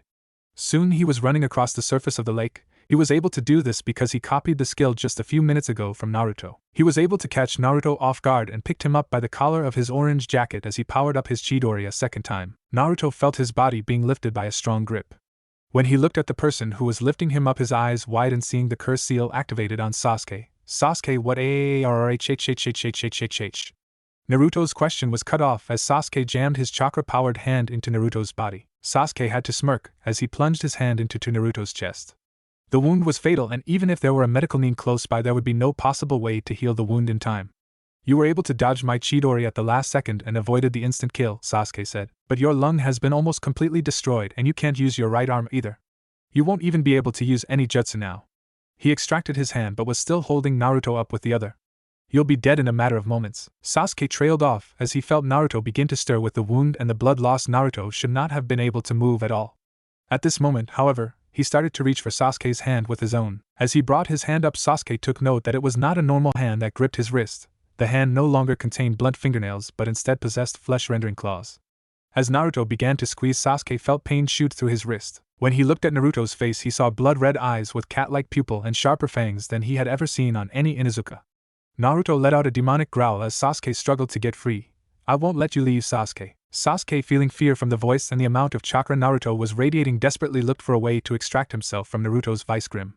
Thinking quickly, Sasuke kicked at Naruto's injured chest and black flipped away to land in the water. During the flip, he activated his Sharingan just in case Naruto pulled off some kind of surprise. When he looked upon Naruto, he gasped as he saw a strange red chakra collecting at the wound and healing it at an impossible rate. When the hole was fully healed, Sasuke was further surprised as the level chakra began to rise and the form of a gigantic nine-tailed kitsune, fox, appeared in his vision. The force started to ripple outward from Naruto, causing the lake they were fighting on to white, capping in gale force winds blowing out in all direction. What are you? Sasuke demanded. Naruto's response did not come in words. Instead, it came in the form of a loud inhuman growl/yell, AARRRGGGG. In the blink of an eye, Naruto was upon Sasuke and delivered a bone-crushing punch to Sasuke's stomach. The Uchiha skipped across the lake and rolled onto the bank. He did not get any time to recover as Naruto was in front of him once again, delivering a kick to his chin followed by 2 successive punches and followed spin kick that sent Sasuke crashing into the cliff wall behind the fighting pair. Even with his Sharingan activated, he was not able to keep his vision clear. The strength of the hits and the impact into the cliff face left his sight blurry. When his eyes cleared enough, he saw Naruto charging him once again. Flashing through hand seals, he called out, Katan, Hausenka no Jutsu. Fire element, Phoenix Fire. The medium-sized fireballs blasted out of Sasuke's mouth directly at Naruto. The reason Sasuke did not use his usual Gakkaku no Jutsu, Grand Fireball, was at close range. The several medium fireballs did more damage than the single large one. Every fireball hit Naruto dead on, sending him crashing back into the lake, giving Sasuke some breathing room. Because Sasuke was still dizzy, he tried to clear his vision by focusing more chakra into his eyes. When he did this, his eyes started to burn for a brief second, and then his sight became clearer than it had ever been. Sasuke knew instantly what had happened. He finally mastered his Sharingan. Naruto stood up as soon as he hit the water. The burns he sustained from the barrage of fireballs were already healing because of Kyuubi's chakra. When he stood upright, he charged once again as he saw Sasuke flinch in pain for some reason. He was hoping to use the distraction to get the drop on him. When his fist was about to connect to the Uchiha, the Kyuubi vessel was shocked when Sasuke easily dodged the fist and stepped into his guard to deliver a nasty kick to his chest. As Naruto stumbled back, Sasuke continued his assault with a 3-hit combo that sent Naruto into the air. While he was in the air, Naruto went to his most familiar hand seal, Kagebushin no Jutsu. Shadow Clone. The duplicates and Naruto dropped onto the ground and started to attack in a group. With his fully developed Sharingan, Sasuke was able to predict where each and every strike was coming from. The result was that none of Naruto's attacks landed a clean hit, and the Kagebushins were quickly destroyed. When Naruto was the only one left, Sasuke took out several shuriken and attacked thin metal wires to them. With 3 in each hand, Sasuke threw the shuriken at Naruto. Naruto tried to dodge, but Sasuke anticipated his movements and directed the shuriken to intercept him. Soon Naruto found himself wrapped in the wires, unable to move. "I told you, you're not anywhere near my level," Sasuke gloated as he began rapid and rather numerous hand seals before saying, "Katan, Ryuken no Jutsu, Dragon Fire." A massive blast of fire rushed down the wires and exploded as it hit Naruto's body, slamming him into a massive boulder. Sasuke dropped to the ground from the chakra needed for the jutsu. As Naruto began to lose consciousness, he found himself in mental landscape that appeared to be a dungeon holding the strongest of the bijou-tailed beasts, prisoner. When he looked up, he saw the demonic gaze of the Kyuubi staring down at him. "That was pathetic," the Kyuubi said. "Let me show you what my power is truly capable of." The Kyuubi willed more chakra than it ever did through the bars of his cage and directly towards Naruto. On the outside, Sasuke was finally standing up and was about to finish Naruto off in order to claim his Manjikyu Sharingan when he saw the strange red chakra begin to bubble out once again. As he watched, he saw the chakra become semi-solid and coat around Naruto's body. So this is why Itachi wants him, Sasuke thought. It has to be this strange power that Naruto possesses. Naruto slowly began to stand as the chakra took the rough outline of the kitsune. When he saw Sasuke, he dashed at him on all fours even faster than before. Sasuke saw the blow that was coming and attempted to dodge. It surprised him that at the last moment the chakra itself shifted and slammed directly into face. "You're not getting away, Sasuke. I promised Sakura-chan I would bring you back, and I'm going to keep that promise." Sasuke grunted from the pain as he stood up and regarded the demonic blonde. "I was right, wasn't it?" Sasuke said, causing Naruto to stop. "This power is the reason my brother wants you. This makes you special." But, as he said this, the black marks of the curse seal began to spread once again. However, unlike when the fight began, the marks began to merge, covering his entire body. Soon Sasuke's skin started to change its pigment, and his hair doing the same as it grew longer. This was not the most disturbing sight, however, as the back of Sasuke's shirt started to rip apart, and 2 giant webbed hand-like wings shot out. "I have become even more special than you." He started to perform 4 hand seals, and his right hand grabbed the left as black chakra started to arc like lightning. "Let us find out who is stronger, Naruto." He charged Naruto, dragging his hand, creating a massive trench as he went. "Chidori!" Naruto narrowed his eyes as Sasuke charged him. He knew he had to stop Sasuke and quickly formed a plan and started to perform hand seals for a very unique jutsu.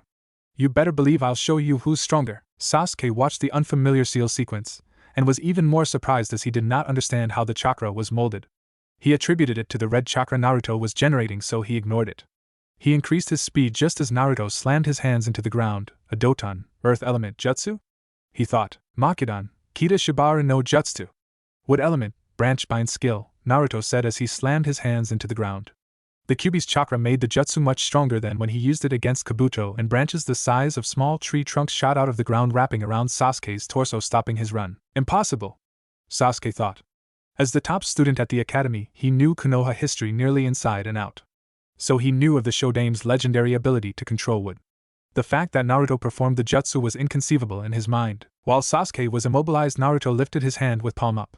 Sasuke's Chidori was still activated, and it could be used to break the wooded bindings easily, so he had to finish this fight now while he had the chance.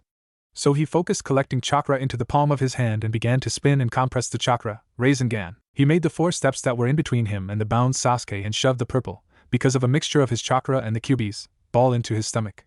At the last moment he remembered his promise to Sakura and pulled back just slightly so the jutsu would not enter his body and not kill him. The wind caused by the jutsu ripped apart the branches and caused Sasuke to fly back and knocking him as he hit the ground. As Sasuke passed out, the Kyuubi stopped sending its chakra to Naruto. When the red fox form faded from view, the loss of chakra caused Naruto to drop to his knees in exhaustion. Channeling that much chakra for so long would take its toll on even a veteran jounin. "Teams, bastard, more trouble than he's worth," Naruto said just as he joined Sasuke in unconsciousness. In the middle of the vast forests of that surrounding Konoha, Kakashi traveled at a fast pace following his Nindog Pakken. He had returned from an S-class mission only to hear that Sasuke had left the village and a team of Genins went after him. He was extremely angry at the news because a mission like this should have been assigned to Jounins or Umbu. He did not say anything because he knew how stretched Konoha's forces were. Still, that did not stop him from going after his students. Along the way he summoned his tracking dogs and soon Pakken was able to pick up their scent. Kakashi, Pakken said. I can smell the moisture in the air starting to rise. It's going to rain soon. We need to hurry up then before the scents are washed away, Kakashi ordered as he and the dog increased their speed. Nearly an hour of traveling at top speed later, Kakashi and Pakken arrived at the Valley of the End. What he saw shocked him because of the level of devastation done to the surrounding area. Did Sasuke and Naruto do this? Kakashi silently asked himself. Kakashi, their scents are coming from down there, Pakken informed by pointing his paw down to the lake below. Kakashi ran up to the edge and saw only one genin lying unconscious on the shore below. The genin was Naruto. Worried for his loudest student, Kakashi ran down the side of the cliff with Pakken right behind him. When they landed by the edge of the lake, he looked around, taking notice the distinctive signs of the jutsus they used. Sasuke looked like he used Chidori from the trench, and Naruto used his Makidan jutsus, then the Rasengan if the damage is any indication. But where's Sasuke? Kakashi, Pakken said. There's a third scent here. Do you know who it belongs to? Kakashi asked. Pakken took a couple of sniffs before answering. I believe it's Kabuto's. Just as he said this, the rain started to fall, washing away any chance of following after. Author's note. I left the fights the same from the time of the flashback up to the time Naruto confronted Sasuke. There was a very tense atmosphere around Konoha Hospital. Several of the village's most talented up-and-coming shinobi arrived in critical condition. The ones with the heaviest injuries were Akamichi Chuji and Hyuga Niji. For the past 12 hours the medic neens worked non-stop to heal the young genins. It was fortunately the Godame Hokage was the world's foremost expert on medicine, as under her guidance they would be able to save the strongest batch of genin in several decades. The families of the genin silently thanked whomever it was that convinced Tsunade to return to Konoha. It was a well-known fact that she left Konoha vowing never to return. The person, they assumed it was Jiraiya, that convinced her to return did a great service to the village, one that they may never be able to repay. Currently the Godame Hokage had just finished up treating Chuji, and reversed the effects caused by his family's special soldier pills. As she came out she found the blonde Kunoichi Yamanaka Ino, and the head of the Akamichi family sitting in the small waiting room outside the emergence room. When she saw the looks of concern on their faces she gave a reassuring smile. Don't worry, he's going to be just fine. The pair let out a sigh of relief at the news. It was thanks to the documentation and research of the ingredients from the Nara clan that I was able to reverse the effects. I guess the long friendship of your families really paid off, Chomara. The large Jounin gave a smile and an enthusiastic nod. He was so happy that his only child was safe that he could not even hope to express his gratitude. Hokage-sama, can we see Chuji now? Ino asked. Right now he needs his rest, Tsunade said with a shake of her head. You'll have to visit him tomorrow. Both visitors nodded and went to leave the hospital. As she left, Ino could not help but frown. She had expected Shikamaru to stay with her and Chuji's father until they found out that Chuji was better. The only reasons she did not go ballistic when Shikamaru left the waiting room were that any loud noise would get her thrown out, and that she figured the reason Shikamaru left was to check on Naruto. A messenger had arrived and informed the new Chunin of something, and he left right after with an unusual look on his face. When she asked the messenger what happened, he told her that Naruto had come in injured as well. Ino believed that Shikamaru was showing concern for the hyperactive blonde, as until then there was no word on him. What Ino did not know was that Shikamaru was highly concerned with Naruto's condition. Not only because he come to think of him as a friend, albeit a troublesome one, he also wanted to get some answers about Naruto's unknown abilities. When he arrived at another room in the critical care section of the hospital, he was met up by Team 7's Jounin Sensei Kakashi.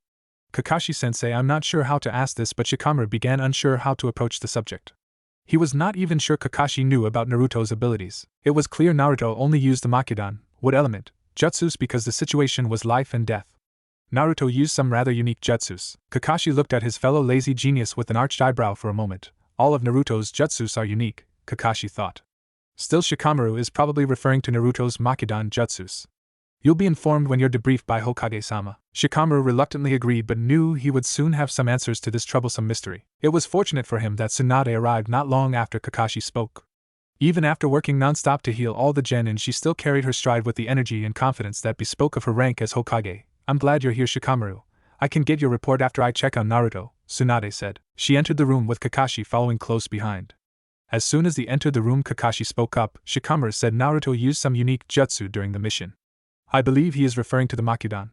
I saw evidence that Naruto also used them during his fight with Sasuke. Tsunade gave no indication she heard Kakashi, not that she needed to, as the copycat knew she did. She was too busy looking over Naruto's unconscious form to respond. Looks like the field medics were right, she thought. All he appears to be suffering from is extreme exhaustion. As she scanned his body with a diagnosis jutsu, she came to a spot on his chest about the size of a fist. There is some scar tissue here. To leave any scar tissue on Naruto must have been caused by an extremely damaging jutsu. She knew from when she examined Naruto after the fight with Orochimaru that his injuries heal at an incredible rate and leave almost no trace of damage. Considering the damage necessary to leave a scar, I would have to say Chidori did this. She glanced at Kakashi for a moment. Damn him for teaching that spoiled brat his jutsu. How is he? Kakashi asked, seeing Tsunade straighten after she finished checking Naruto out. He should be fine, Tsunade answered. Though it appears he took a near-fatal wound to the chest. Only the Kyuubi's regenerative abilities saved him. I see, Kakashi replied. He knew the kind of damage it would take to leave noticeable damage on Naruto, the kind of damage his personal jutsu did. A few minutes later, Tsunade was in her private office at the hospital with Shikamaru. She brought him here so they could speak openly without interruptions and eavesdroppers listening in. Kakashi has informed me that you witnessed Naruto using unique jutsus. Yes, Hokage-sama, Shikamaru responded. When we were trapped by the first of the Oto shinobi, that Naruto used a jutsu that previously thought only the Shodaime could use. After Naruto freed us, he said he would tell us how he was able to do them when the mission was over. What I am about to tell you is highly sensitive material and is not to be told to any without my permission, Tsunade ordered. Shikamaru nodded and Tsunade continued, Naruto's origins have been a closely guarded secret by the Sandaime Hokage and Naruto. In fact, until I recently went through his old journals did I find out the truth. I am sure that you have heard of situations that arise during missions that produce illegitimate children. Shikamaru nodded at that. It was one way some clans with power bloodline limits become so large in a relatively short amount of time. The clan did not want to risk their secrets getting out due to a brief error in judgment, so it was not uncommon for clans to take those children in. But sometimes some children were missed. So you are saying the Shodaime had an encounter with another woman besides his wife at some point, and Naruto is decided from that encounter, Shikamaru concluded. Very astute conclusion, Shikamaru, Tsunade said. She knew she was only telling Shikamaru half-truths about Naruto, but for now she decided that telling Shikamaru a little bit of truth and let the genius draw his own conclusions was the best course of action to protect Naruto. For now they still needed to keep Naruto's origins as secret as possible. He needed to grow in strength enough in order to protect himself from Konoha's enemies. Many rival shinobi villages would love to get the secrets of the Shodaime Hokage, so the half-truths and outright lies were needed, for now. Tsunade knew that Shikamaru would need some information and would quickly draw a logical conclusion. All she had to do was present the information in the right way. He may be a genius, but so was she, and add to decades more experience she had over him, it was easy to pull off this minor manipulation. I cannot tell you any more for Naruto's safety. I understand, Hokage-sama, Shikamaru said.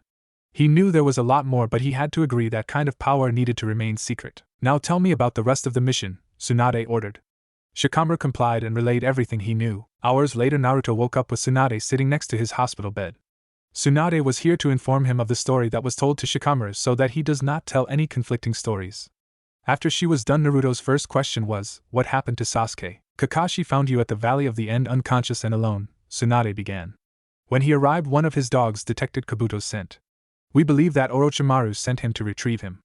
We also think that Kabuto did not finish you off because Kakashi arrived. Kakashi said his dog informed him the scent was still relatively fresh. Naruto became dejected that even though he beat Sasuke, he still failed in his promise. Why didn't Kakashi-sensei go after them? Naruto asked quietly. You needed medical attention, Naruto, Tsunade answered. And the rain was washing away the trail. There was no way he could go after them. I see, Naruto whispered. How is everyone else? Everyone came back with injuries, Tsunade answered. But everyone is stable now and will make a full recovery. That's good, Naruto said. Have you told everyone else what you told Shikamaru? Not yet, Tsunade answered. When they're better, I'll give them a debriefing and I will tell them what I told Shikamaru. She then leaned in and kissed him on the forehead. Get some rest. You can tell me what happened after you left Rock Lee tomorrow. A week later, everyone was finally let out of the hospital. In that time, the only visitors that came to Naruto were Jiraiya and Tsunade.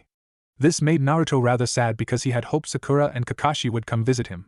Once he was informed that all the Jounin were on constant missions, he felt better about Kakashi not visiting. He assumed Kakashi was out of the village. Sakura, on the other hand, had no such excuse, so Naruto concluded that she did not want to see him because she blamed him for not bringing Sasuke back. In truth, Sakura had not visited because she was feeling guilty about making Naruto promise to bring Sasuke back. She could not face Naruto for forcing him into such a dangerous position. As to her, that was all she did. Because of me, Naruto's faced death so many times, Sakura thought. There was the bridge when I wasn't strong enough to help against the nuke Nin, missing Nin, from Kiri, then there was fight against Gaara, and now this. It's my fault. I wasn't strong enough to protect myself and not strong enough to stop Sasuke when I had the chance. And because of that, Naruto almost died again. Maybe I shouldn't be a ninja anymore. Naruto was wandering around the village marketplace. When he talked with Jiraiya in his hospital room, he vowed that no matter what he would bring Sasuke back, no matter how long it took. He was tempted to go off on his own and get Sasuke back by himself, but he also realized that he was now a target, and if he did go after Sasuke, Orochimaru would capture him as well. Damn team, bastard, damn Hebe, snake, Naruto said, cursing the pair. He hated to feel helpless, and right now that was how he felt, all because of Sasuke and Orochimaru. I wonder I'm going to keep training with Ero-san and Yamato-san? Naruto wondered. Naruto, a voice said from the left. Naruto turned to see Kiba with Akamaru coming out of the veterinarian's office the Inuzuka clan owned. Kiba, how's Akamaru doing? Naruto asked. He's doing better, Kiba answered. Isn't that right, Akamaru? The white puppy barked an affirmative answer. So what's it like? It just sucks that I can't tell anybody, that's all, Naruto replied. Heh, always trying to show off, Kiba laughed. Just because you can do those jutsu doesn't mean we'll lose to you, dope. You want to fight Inuabuki, dog breath. Naruto yelled, because if you do I'll kick you ass just like in the Chunin exam prelims. Like you could. Kiba yelled back. That was just a fluke, just like it was a fluke he defeated me in the finals? Neji asked, coming up with his team. Or when he beat Gaara during the invasion? Lee asked. No, Naruto is truly a worthy rival. And someday I will defeat him like my other eternal rival Neji. So how are you two doing? Tenten asked.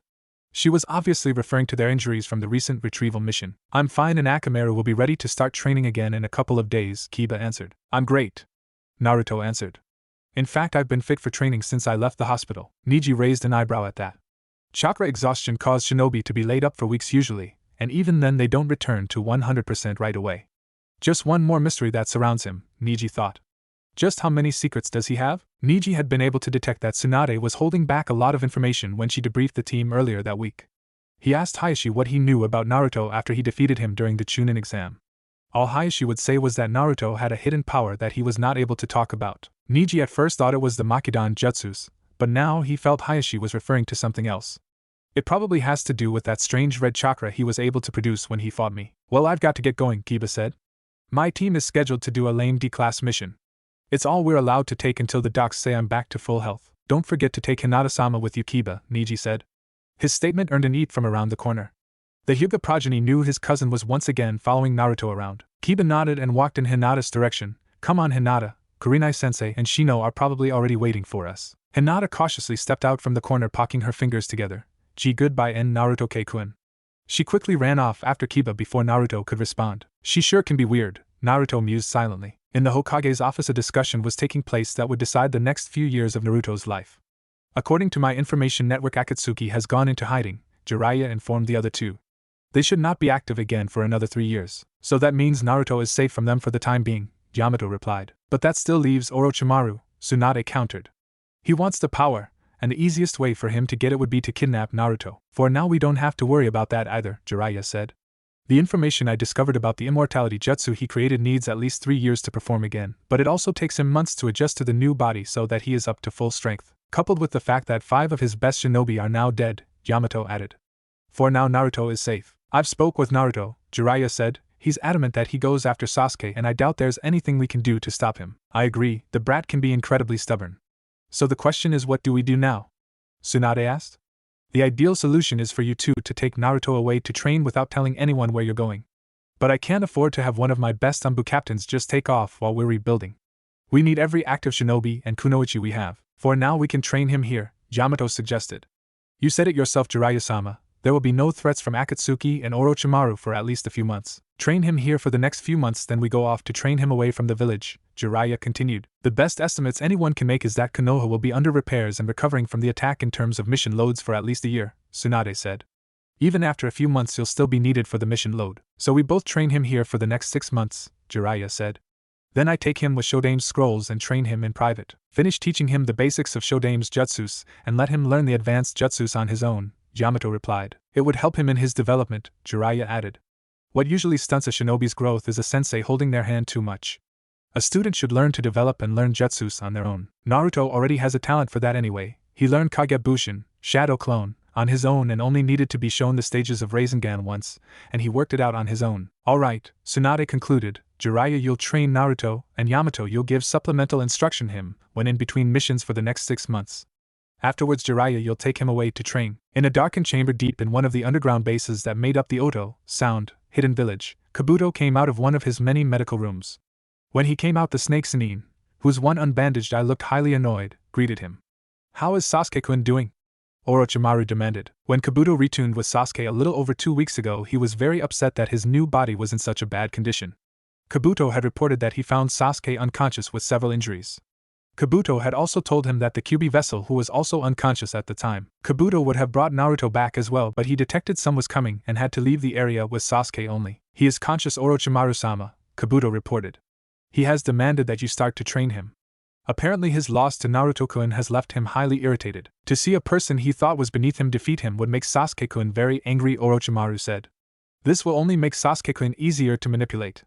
Orochimaru started to laugh as a new plan formed in his mind to make Sasuke more subservient to him. He would bait Sasuke with tidbits of information about Naruto's powers, the Shodame's jutsus, and the Kyuubi's chakra and both their potential. This would push Sasuke train harder and use the curse seal even more, making him easier to control through the curse seal's mental suggestion component. Orochimaru-sama, what about your former associates? Kabuto asked. Naruto's new abilities have surely reached them by now. You are mostly likely correct, Orochimaru replied. The Shodame's ability to influence a Bijuu's chakra will make Naruto a very tempting target, yet at the same time will cause them to proceed with caution. Just using a Bijuu's chakra with brute force would make him a formidable opponent. Using it with control will put him on even ground with some of them eventually. Won't that make him a threat to your goals as well? Kabuto asked. Orochimaru did not answer Kabuto but instead turned away and walked down the darkened corridor. Bring Sasuke-kun to my chamber, he ordered. He has to begin his training. After all, it would not do for my new body to be lacking in strength. Yes, Orochimaru-sama, Kabuto replied. Once Orochimaru was out of sight, Kabuto smirked, so he is worried about Naruto's development. This will prove most interesting. Naruto stumbled into his apartment, and collapsed even before he made it to his bed. He had just returned from another day of training with Yamato and Jiraiya. The training had been going on for the past 2 weeks and Naruto always came home utterly exhausted. Quite a feat when one considered Naruto's natural stamina. Today had been among the most brutal to Naruto's body. For today was the day he would work on his still subpar taijutsu. Naruto's taijutsu was unique in that he did not have any formal style, not even the standard style that was taught at the academy. The reason for this was because of Naruto's inherent nature. The formal taijutsu styles simply conflicted with Naruto's best attribute, unpredictability. To circumvent this obstacle, Jiraiya and Yamato simply correcting the forms of his punches, kicks, other various strikes and throws. Then they would have a sparing succession and let Naruto work out what was best through experience, best way for Naruto to learn anything. And then there was what they did for today, body conditioning. When Naruto arrived at the training area at the horrific hour of 5 o'clock in the morning, he was greeted by Jiraiya alone. Yamato had been called away for a mission. Jiraiya had Naruto begin with basic warm-up exercises, stretching, push-ups, sit-ups, etc. Then Jiraiya went on to heavier exercises, punching a tree stump until his knuckles bled, kicking the same stump until his shins bled. After that, Jiraiya went on to body hardening conditioning, summoning several man-sized toads and taking a log and slamming it into Naruto's front and his back. Then have those same toads take metal poles and start whacking Naruto's upper legs again, front and back. After that, a brief rest period and Jiraiya focused on speed and dodging by throwing blunted kunai at Naruto, again with the aid of his toads. Next, Jiraiya would stretch Naruto's body out using an apparatus that would pull his limbs as far as they would go and leave him there for hours. By the time Naruto was finished with the day, he was ready to drop. Lying on his floor, Naruto could not help but think back to the first day he had experienced body conditioning. He had complained at the level of intensity. Jiraiya simply told him to quit complaining and get back to work. Naruto, so used to people ignoring him, and started yelling at Jiraiya, who started yelling back. After about 15 minutes of this, Yamato stepped in, mostly because he was getting a headache from the noise level. He stopped the argument by asking Naruto a simple question. Naruto, you want to be Hokage one day, correct? Yamato asked. You bet I do. It's my dream. Naruto nodded enthusiastically. The Hokage means you are the best in the Konoha, Yamato continued. And to be the best takes hard work. If you are not willing to work hard at it, then it will only be a dream. After that short conversation, Naruto threw himself into the training. He still complained, but it was mostly about how Jiraiya would still pull out his spyglass and look at in the direction of the Konoha bathhouses. The next day, Naruto was practically starving from missing dinner because he was so tired and all the work from yesterday. So Naruto went to his favorite restaurant in order to gorge himself on ramen. Once he arrived at the Ichiroku ramen stand, he immediately ordered ungodly amounts of food. After his 10th bowl, Naruto finally ate his fill and paid the ever-thankful chef and his daughter. Their business had been rather slow lately because of Naruto's training. After Naruto ate his fill, he went out to do some more training. Both Jiraiya and Yamato were out of the village today. Yamato was still on his mission and Jiraiya was checking on some of his contacts. This meant that Naruto was forced to train on his own for at least the next few days. Fortunately, Jiraiya and Yamato had already established a routine for Naruto to follow by now, so the QB vessel knew what to do today. Today was chakra-controlled training. Time to head for the waterfall, Naruto thought. At her family flower shop, Ino was contemplating what she should do for the rest of the day. Chuji was still recovering from the failed retrieval mission, and Shikamaru has been regulated to various Chunin duties due to the heavy workload everyone was facing. This meant that Ino was temporarily teamed up with Lee and Tenten for missions because Niji was still recovering. Ino had mixed feelings about being teamed up with Guy's team. She was thankful that she had another girl to talk to, but on the other hand she had to deal with Guy and Lee. Now Ino actually did respect the odd pair. She saw Lee was willing to push himself beyond what most people would consider possible even when he was injured. But having to deal with Guy and Lee was a strain on one's sanity, and frankly if Ino had to hear one more speech about the flames of youth she was going to lose it, for now Ino was getting a break from her temporary team. Guy had taken Lee on a training trip to the mountains outside of Konoha to teach him another taijutsu technique. This meant that the two girls had the next few days off. Usually when this happened Ino was stuck with managing the family flower shop, but because her mother was around Ino was free from that duty and now her time was free. In the past she would try and either hunt down Sasuke to ask for a date, or go bother Sakura. Now that Sasuke was taken by Oto, Sound, and Sakura was doing some heavy training under Tsunade, both those options were not available. The result of all this was Ino being bored out of her skull. Maybe I'll head out to the forest, Ino thought. At least there I could see if the wildflowers were in bloom. One would think that because Ino was surrounded by flowers all her life she would rather to spend her time away from them. The truth is Ino truly loved flowers as they were a constant in the hectic lifestyle of a shinobi. What Ino hated was watching her parents shop because of the boredom that came from it, not the flowers. Later Ino was wandering along a small river in one of the denser parts of the forest inside Konoha's walls.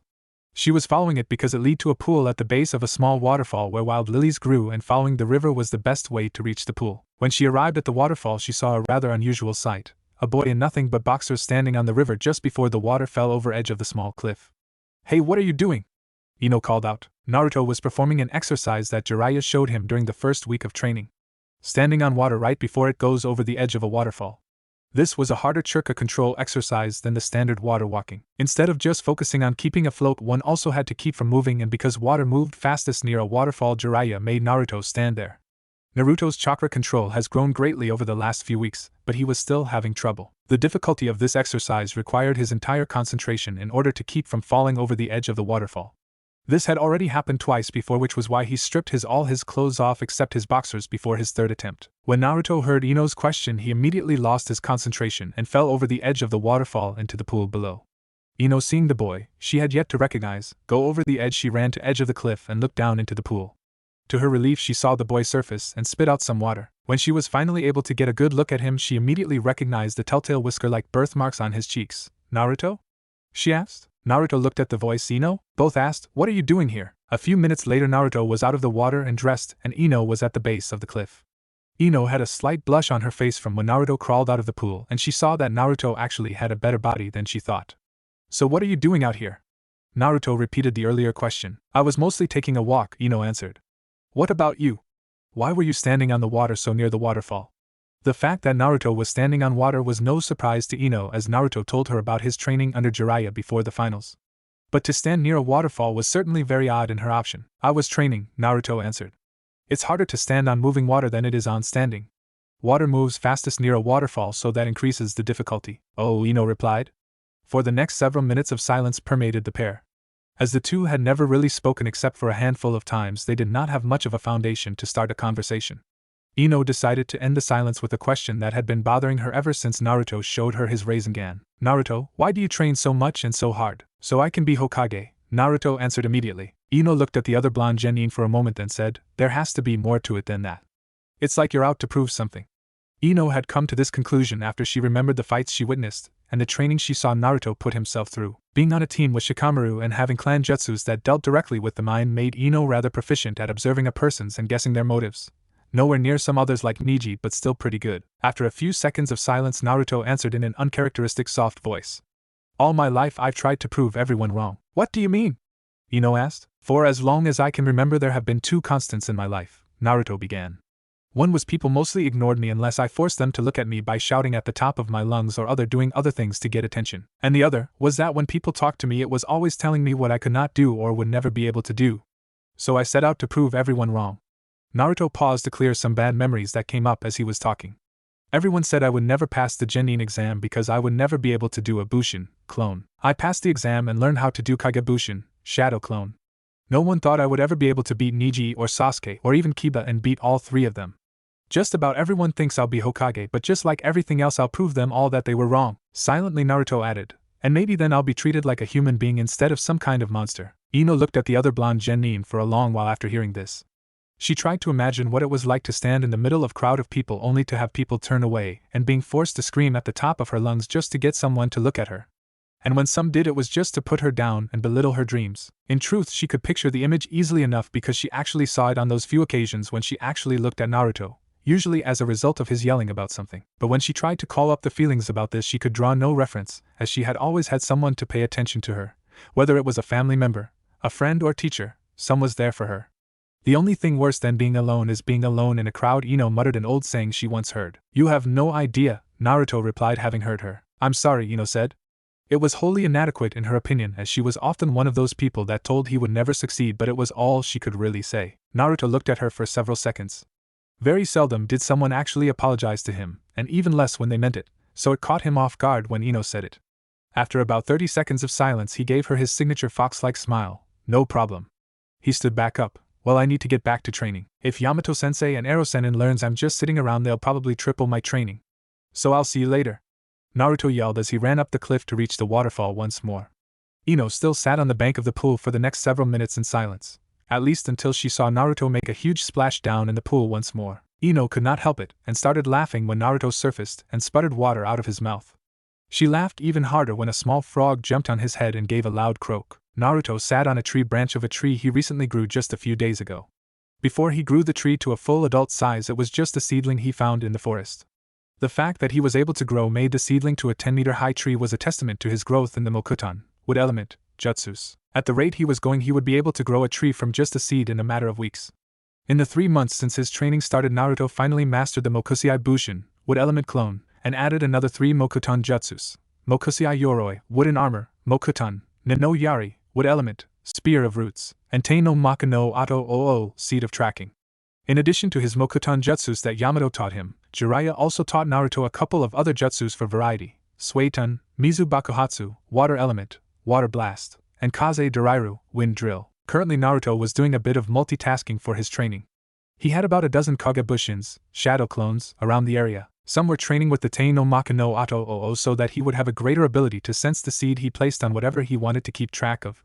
In this case, a small squirrel running through the trees. Another 4 Kage Bushins were running some team tactics that Yamato showed him sometimes, and the last few were practicing taijutsu with Naruto himself looking over a scroll on the human body. Or to be more specific, pressure points of the human body. 2 weeks ago, Jiraiya had felt that Naruto's body conditioning exercises and refinement of his own unorthodox style had progressed enough for Naruto to learn some advanced taijutsu training principles. All shinobi taijutsu styles, even basic academy styles, are geared to strike the vital areas of the human body to cause maximum damage with minimal effort, so to conserve energy. The only real difference between taijutsu styles was the methods taught on how to strike these areas. Rock Lee and Mato Gai's Gukken, Iron Fist, used high speed and flexibility of the body. The Hyuga clan's Juken, Gentle Fist, and the Byakugan, White Eye, was geared around the use of quick, precise strikes with chakra to hit the vital organs directly. Even the Uchiha clan's Kosasuriken, Intersecting Fist, did the same by using the Sharingan, copying Will Eye, to see where the person was going and the strike at the best possible place. Jiraiya decided to take the base principle of striking the vital areas a step farther and teach Naruto to strike pressure points and nerve clusters that could anything from causing a mess up in coordination to loss of control to bodily functions to outright death with just a couple of strikes. Currently Naruto was going over a diagram of a series of pressure points around the kidneys that would cause a person to lose control of the bladder every 30 minutes until the counterpoints were hit. In battle these points did not have much use, but in terms of dealing out payback in an embarrassing and relatively harmless way, it was rather useful. In other words, it was a good way prank technique for Naruto to use when some of the villagers worked up enough guts, or got drunk enough, openly hassle him. Naruto was planning on testing out the technique the next time Jiraiya became distracted and tried to sneak off to peep into the woman's bath.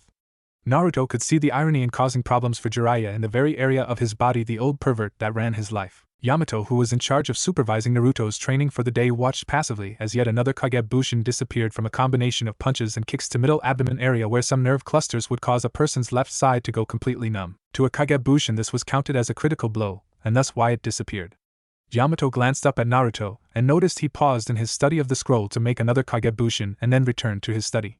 Naruto's progress has been exceptional over the last 3 months, Yamato thought. With his use of Kage Bushin to supplement some of his jutsu and practical training, he has cut his training time down significantly. At the rate he's going, he'll be ready to leave the village by the end of the month, 2 months ahead of schedule. Gangway, I've got to use the bathroom. One of the Kage Bushins yelled, running off into the forest. Yes, I did it. Naruto cheered from the branch. Yamato sighed at that. Naruto must have commanded the newest Kagebushin to test out the pressure points, Yamato muttered. I guess Jiraiya-sama is going to have some problems for the next couple of days. Louder he called out to Naruto, Naruto, we're done for the day, you can head home if you want. Naruto jumped down from his tree and dismissed his Kagebushins. He paused for a moment as the knowledge of the Kagebushins that were practicing tactical and tracking exercises were sent to his brain. Looks like I can now sense my seeds up to 100 meters now, Naruto said. That's progress, but for the Teino Maku no Ato to be effective you need to increase the range to at least half a kilometer, Yamato stated. Any idea how to make the training go faster? Naruto asked. Only way to increase the range you can sense it is to keep practicing, Yamato answered. And speaking of training, I'm going to be heading out on another mission tomorrow, so when Jiraiya-sama is not training you, you will be on your own again. Sorry, but the mission logs are backed up and well you know. Yeah, Naruto agreed. I just wish that I could go on missions. The training is good and all, but it can get a bit what's the word? Monotonous, repetitive, unending, Yamato suggested. Yeah, all those, Naruto agreed. It can get a bit monotonous. Well, with your teammate Sakura training under Hokage-sama, Kakashi-senpai taking A-rank missions on his own, and the other genin in your age group back on their teams now that everyone is healed and back up to full strength, the only missions you can take are D-rank missions, Yamato said. I'd rather do nothing than do a stupid D-rank mission, Naruto grumbled. I don't care what anyone says, D-rank missions should not be missions at all. They're just chores, nothing more. Yamato chuckled at Naruto's complaints as they walked back into the village. Well, I'll see you when I get back, Naruto. Yes, see you later, Yamato-sensei, Naruto said as he waved. The next day Naruto was walking towards the bathhouses in order to find Jiraiya. The super pervert was late for their training session and Naruto knew that Jiraiya lost track of time peeping on the women again. Unlike all the times this happened previously where Naruto had an irritated frown, he had a smile of anticipation. I tested out the combination yesterday on a Kagebushin, so I know it works. Now I can put it to use. When he arrived he saw Jiraiya right where he expected him to be, by the women's side of the bathhouse looking through the wall via a newly drilled hole. Moving as quietly as he could, Naruto snuck up on the Rasengan. When he was close enough, Naruto made 3 quick jabs and hit the proper pressure points that would cause the loss of bladder control. Jiraiya immediately stood up feeling that there was something wrong and spun around. What did you do, brat? Jiraiya demanded. I think you'll find out in few moments, Rasengan, Naruto said with a huge smile. Just after Naruto finished his sentence, Jiraiya widened before he made a frantic dash to find the nearest restroom. Seeing his sensei run off like that caused Naruto to start laughing his head off. 5 minutes later Naruto was still laughing when Jiraiya got back looking very pissed off. That was a cheap trick, brat. That's what you get for being late, Naruto yelled back. And don't think I'll reverse it either. This is to teach you a lesson for being such a pervert. Ha, I already reversed it, Jiraiya said. You get to my level of strength without knowing about pressure points. And don't think that will ever work on me again because now I'll be on guard for it. Jiraiya's face went from angry to sadistic. Now for your punishment for that trick you pulled. Naruto took a step back at the aura of menace that Jiraiya was putting off, wondering if his prank on Jiraiya had been a good idea after all. 3 hours later at the break for lunch, Naruto knew the prank was a bad idea. Jiraiya put an entire day's worth of body conditioning exercises into a 3-hour block, leaving Naruto lying in a pool of his own sweat and blood. Who knew Rasengan could be so sadistic, Naruto thought. And the day is only half over with, and he said the hard part was yet to come. A noise at the edge of the clearing drew Naruto's attention and earned him a wincing pain as even the slightest movement caused his body to ache. When Naruto could see the source of the noise, he was somewhat surprised to see Team Guy entering the area. Team Guy, seeing Naruto, all 4 went on alert thinking that he had been attacked just recently. Neji activated his Byakugan, Tenten pulled out Ten Kunai, Lee went into his Gukken stance and Guy did the same. I see no one around, Neji said. The rest of Team Guy nodded and made their way over to Naruto's prone form. Naruto, Guy said in an unusually serious voice, what happened? Who did this to you? Naruto struggled to speak. Did Danmare Rasengan? Naruto then lost the last of his strength and fell into unconsciousness. Some time later Naruto started to wake up and heard 2 voices yelling nearby. Go Lee, if Jiraiya-sama is training Naruto to such an extent, then so must I, so that you can prove stronger than one of your rivals. Yes, Ji-sensei, Lee shouted in response. If I cannot complete these 2,000 squats, then I shall jump rope 300 times. What are Fuzzy Brows and Super Fuzzy Brows doing? Naruto muttered. After you passed and we determined that your injuries were not serious to warrant medical attention, Guy-sensei concluded that your exhaustion and injuries were a result of Jiraiya-sama's training, Neji spoke up. Ever since then they have been doing one exercise after another. How long have I been out? Naruto said after sitting up with only a minor ache thanks to his high regeneration rate. About 2 hours or so, Tenten answered, joining in on the conversation. Eh? Naruto looked confused. Has Rasengan come by since then? Yes, Neji said. He saw us and then saw you passed out. He said to tell you that you would continue where you left off tomorrow, and then left saying something about research. I think he just wanted to get away from Guy-sensei and Lee. Yeah, I see, Naruto said as Lee and Guy went into the sunset and hugging part of their training routine. Turning away from the disturbing bonding ritual between the two, Naruto asked, "So what are you guys doing out here?" "We were training," Tenten said. "Guy-sensei was taking us out here for more forest combat practice when we ran into you. Things kind of got sidetracked from there." "Sorry I interrupted, I guess," Naruto apologized, scratching the back of his head. "Don't worry about it," Tenten said, waving him off. "What have you guys been up to lately?" Naruto asked because he had not seen much of his friends lately, and this was a chance for him to catch up. "Most training and missions," Neji answered. "I have been receiving training from Hayashi-sama. Tenten has perfected some new weapons katas and Lee has been training in a new taijutsu style." "That's good. What kind of missions?" Naruto asked. "C rank mostly," Tenten answered. "Though we have been forced to take on a couple of B rank due to the work overload." "B rank?" Naruto asked. "Wish I could go on a couple of those. All I can go on is D rank missions and train because all the teams are full now." "Sorry to hear you can only take D rank missions," Tenten said. "But at least with all that training you're doing you have probably become a lot stronger." "Yeah, I've gotten a really strong since the last time we saw each other," Naruto said with a great amount of pride in his voice. "What about the others? What's been happening with them?" "Last I heard Team 10 was in Ocean Country helping Mitarashi Enko investigate some problems with the shipping in that area," Tenten answered. "They've each learned a new family jutsu and put together a few new team maneuvers. Not too sure about Team 8 though. Hinata-sama and her team are also out of the village," Neji said. "They are escorting a caravan to the capital of Fire Country. Hinata-sama has invented her own absolute defense that slices anything within range instead of throwing an attack to the side like the Kaiten, Heavenly Spin. Also according to her, Kiba has become faster, and Shino has a new colony of his Kikai, Destruction Insects." "Sounds like everyone's getting stronger," Naruto concluded. "I wonder how Sakura-chan is doing?" "I've seen her a couple of times at the hospital helping the staff out," Tenten spoke up. "But other than that I don't know, you would have to ask her yourself." "I might do that," Naruto said. Nearly a dozen kilometers east of Konoha, a nondescript man was kneeling in front of Kabuto. This was one of the Oto sound spies that Orochimaru has around the continent that reported to him. This particular one was assigned to Konoha to keep tabs on the Snake Sanin's former village. Recently he had been assigned the task of watching Naruto. The target has been training with Jiraiya of the Sannin and a jounin named Yamato for the past 3 months. The two train him in private, and the target is rarely left alone when he is not training with them. At least 2 Umbu shadow him before and after the training sessions. "And how has those training sessions been progressing?" Kabuto asked. Orochimaru has become interested in what kind of training the target was been receiving. The spy hesitated for a moment before answering. "I was not able to view the target's training. I tried to follow but the Sannin detected me and I had to flee." "Did he spot you?" Kabuto asked. "No," the spy said. "But he has been on alert ever since that day. I have had to lay low." Kabuto without another word pulled out a kunai and stabbed the spy in the throat, killing him instantly. "Fool," Kabuto said to the corpse. "If Jiraiya detected you then the Konoha Umbu are searching for you and eventually they would have discovered you." Kabuto then pulled out a scroll and performed a series of hand seals and summoned a large snake. The snake proceeded to eat the corpse, and then disappeared in a burst of smoke. The scroll burned after that, as a fire jutsu activated once the one-time used Kyocho's summon jutsu was finished. "Better get out of here before any Umbu come." Late that night Kabuto reached one of the many hidden bases that made up the village of Oto. Once there he went straight to a room furthest in and met Orochimaru. After a brief report on what the spy told him and his explanation of the execution of the spy, Kabuto waited for Orochimaru to respond. "It is safe to assume that Naruto's other sensei is the other survivor of my experiment, as he is the only one that can teach him to use the Mokutan jutsus," Orochimaru mused. "The lack of information on his progress is unfortunate, but for the immediate time it is not of much concern. I can simply tell Sasuke-kun that Naruto has been progressing at an increasing rate to motivate him further. Still, I should make future preparations for if he becomes a nuisance and tries to disrupt my plans." Orochimaru then lapsed into silence for a moment before looking at Kabuto again. "Prepare your equipment for Sasuke to start the second half of his training. I will need my new body as strong as possible when the time comes." "Yes, Orochimaru-sama," Kabuto bowed. "It will take time to prepare for everything. The process of enhancement was originally designed for an individual who has fully matured, and regardless of Sasuke-kun's abilities he is still physically just barely a teenager.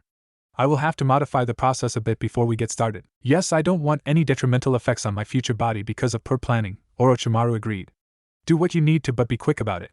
The sooner we start the more we can accomplish." It was the end of another grueling day of training for Naruto under Jiraiya. In just under a week the two would be leaving Konoha for the next 2 years. Jiraiya had a thoughtful look on his face whenever he would watch Naruto train. It started when Yamato and he got into a discussion about chakra elemental affinity that Naruto overheard. He had asked what it was and they explained easily enough. Each person's chakra has an affinity towards the 5 elements that allows them to use and invent jutsus. The next question after that was predicable. How does one know their chakra elemental affinity? Different villages have different methods of finding out, Yamato began. Here in Konoha we use special paper made from a rare type of tree. You channel your chakra into the paper. If the paper burns, your affinity is fire. It gets wet, water, splits in half, wind, crumples, lighting, and if it turns to dust, earth. So what are you guys' chakra affinity, and for that matter what are mine? Naruto asked. Both of ours are earth and water, Jiraiya answered. Mine has a slightly greater affinity towards water, thus my ability to work so well with toads and make swamps. Toads like water and swamps are basically wet earth. Mine is an almost equal affinity to both earth and water, Yamato added.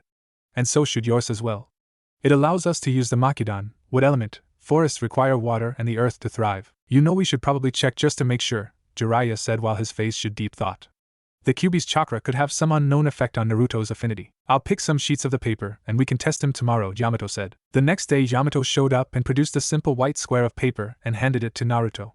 Now Naruto, channel your chakra into paper and we'll see how it reacts. Naruto did so and the paper reacted. What surprised the Sannin and Umbu captain was that the paper was split in half just before getting wet and turning to dust at the same time. This meant that Naruto's greatest affinity was to wind over water and earth. This opened up a whole new possibilities for Naruto, as wind was the strongest offensive chakra type. After the two adults recovered from the slight shock, Yamato gave Naruto another piece of paper. Alright, now channel Kyuubi's chakra and we'll see what affinity it has, Jiraiya instructed. Naruto closed his eyes in concentration and sent a thought to the back of his mind. Hey Furball, give me a little of your chakra. Naruto felt the chakra flow through him, and he then directed into his right hand, that was holding the paper. When he did not feel the paper react, he opened his eyes to see the paper still just as pristine as before. Hey, what happened? Did you give me the wrong piece of paper, Yamato-sensei? No, I made sure it was the right paper, Yamato answered. His face was just as confused as Naruto's. Jiraiya, on the other hand, looked thoughtful and was already thinking of a possibility. The only way for the paper not to react to the chakra is if the chakra is elementally neutral. How is that possible? Yamato asked, not hiding his surprise. I thought that was impossible. It's extremely rare but not unheard of, Jiraiya answered. But how is it possible for a bijou, the very definition on an elemental being? I have no idea. I'll have to think about this. He turned Naruto. Well, enough of this, get back to training. Today is more body hardening. Naruto groaned, knowing he was going to be sore all day. Jiraiya had deduced a possible explanation for the neutrality of the Kyuubi's chakra, a combination of the seal, the Shodame's power and Tsunade's necklace, but he would have to experiment on that later. Right now, he had more important things to think about. Like how to plan out Naruto's training. Originally, Jiraiya planned on continuing Naruto's training he was doing here in the village and maybe teach him some of his own Numa, bog/swamp, jutsus, and a few more Doton, earth element, and Suiton, water element, jutsus. A third elemental affinity opened up another path for Naruto that could be extremely useful and powerful. The more Jiraiya thought about it, the more he liked it. It would require a change in plan, but nothing Jiraiya could not handle. Naruto, before you leave, I want to talk to you about what we're going to be doing on the training trip, Jiraiya said to his apprentice. Okay, Ero-sanin, Naruto replied. Stop calling me that, Jiraiya bellowed. Anyway, before we get into that, let me ask you something. Jiraiya paused, knowing that it would make Naruto more curious, and thus make it easier to talk to him. Do you know how a person in Konoha gets the title of Sannin or Hokage? It's because the shinobi is super strong, Naruto answered confidently. Not exactly, Jiraiya answered. Becoming as strong as we are is only a part of being a Sannin, or the Hokage. Konoha has always had a knack of producing strong shinobi, Class A and even Class S, pretty consistently. What separates a strong shinobi from the Hokage or Sannin is that the Hokage and Sannin are absolute masters at part of shinobi life. That's cool and all, but what does that have to do with my training? Naruto asked. All this talk about Hokage and Sannin got him very interested, but he wanted to know about the next stage of his training. I'm getting to that, Jiraiya answered. But to continue, I am master at espionage.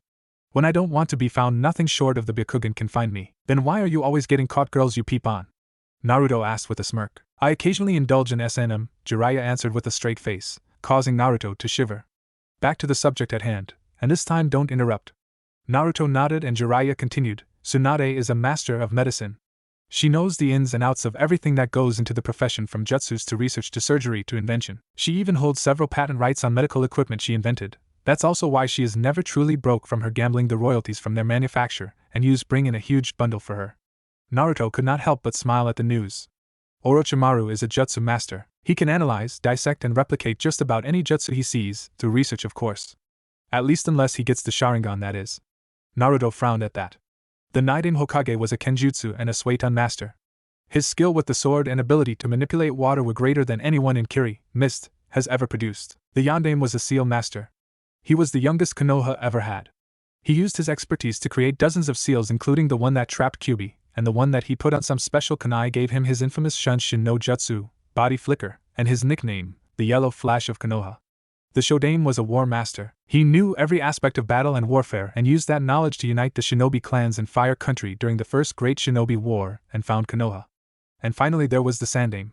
He was an elemental master. He had mastery of all 5 chakra elemental affinities, and that allowed him to learn over 1,000 elemental jutsus and invent several hundred others that Konoha now uses. Jiraiya paused again, taking the most serious look Naruto had ever seen on the Sannin outside of battle. Naruto, what I am going to be training you to become is Konoha's next elemental master. Naruto stared wide-eyed at Jiraiya for a few seconds before he yelled, "Alright. I'm going to kick so much ass." Jiraiya chuckled at Naruto's shout and the subsequent improvised dance that followed. Suddenly Naruto stopped his little celebration and asked, "But why me? Why hasn't someone else become an elemental master?" "Others have tried but ultimately failed," Jiraiya said. "They did not have the training or the affinity to become an elemental master. Most jounin can develop an affinity for 2 or 3 elements in their carrier. Kakashi is one such person. A rare few can develop 4. Orochimaru and Uchiha Itachi are examples of them. But to develop an affinity for all 5, one must develop affinities multiple elements at a young age, such as the Sandaime did and you do." "Oh yes, I'm going to kick so much ass," Naruto yelled as he once again started his celebratory dance. "Just you wait, Sasuke team, bastard. I'll be strong enough to kick Orochimaru's ass and drag you back." "You have a long way to go before you can accomplish that, Naruto," Jiraiya thought. Out loud Jiraiya yelled, "Well, we're done for the day. Get out of here so I can do some research. I feel like I might get caught." No sooner did Jiraiya finish did he see an orange blur dashing out of the clearing. Naruto did not want to think about the SNM comment Jiraiya made earlier. Later that night Jiraiya was having a drink with Tsunade and told her about what he planned to do with Naruto's training. "Do you really think Naruto can become an elemental master like Sensei was?" Tsunade asked after taking a drink of sake. "I wouldn't have said anything to him if I didn't think he could do it," Jiraiya answered, taking a drink of his own sake. "In fact, we may see a few masters coming out the current generation. Hyuga Niji may be the next Juken, Gentle Fist, master. Rock Lee is already well on his way to becoming Gai's successor as the Guken, Iron Fist, master. With you training that Sakura girl, she'll likely be the next medic Senins. If that Nara kid got off his lazy ass, he would be the next strategy master. Hell, I think with the right training that Hyuga heiress could be a good seal master. Maybe not one for combat like the Yondaime, but with her Byakugan and the control she has, she could do well. All she really needs is the proper motivation." "That would be a sight to see," Tsunade admitted. A member of the Hyuga branch house being the next master of Juken, and the heiress of the main house learning how to make and break seals. And considering Hinata hates the branch house seal, the two would probably end that division of the Hyuga real quick. "I can just imagine the look on those old fools' faces if it happens," Jiraiya said with a loud laugh. "They'd probably die of a heart attack seeing their precious seal become useless." Tsunade shared Jiraiya's laugh, taking a swig of sake. "Still, you're probably right. A lot of the genin have quite a bit of talent, some of it still untapped. I think I'll look more into their profiles and comments from their jounin senseis and see about advanced training for them." Jiraiya gave a salute with his sake cup at the idea, and the two proceeded to get extremely drunk for the rest of the night. One had to feel bad for Shizen, however, as she had the unfortunate task of taking them to their beds and cleaning up their mess. The week passed quickly and Naruto and Jiraiya were standing before Konoha's main gates preparing to leave. There were only 2 people, Tsunade and Shizen, 3 if you count Tonton, to see them off due to missions and previous engagements. "We'll see you in 2 years, Jiraiya said to his teammate. 2 years, Tsunade nodded. She turned to Naruto and gave him a soft but affectionate hug. "Take care of yourself, Naruto-kun, and don't let him turn you into a pervert." "Don't worry, Oba-chan," Naruto said. "I won't turn like Ero-sennin. And you had better take care of the village because I don't want any mess to fix when I get back and become the Rokudaime." "Goodbye, Naruto-kun, I'll miss you." Shizen joined in with Tonton oinking his agreement. "I'll miss you too, Shizen-ekin," Naruto replied. He then leaned in to whisper, "Don't let Oba-chan gamble away all of Konoha's money." This earned him a bop on the herd as he was not as quiet as he thought.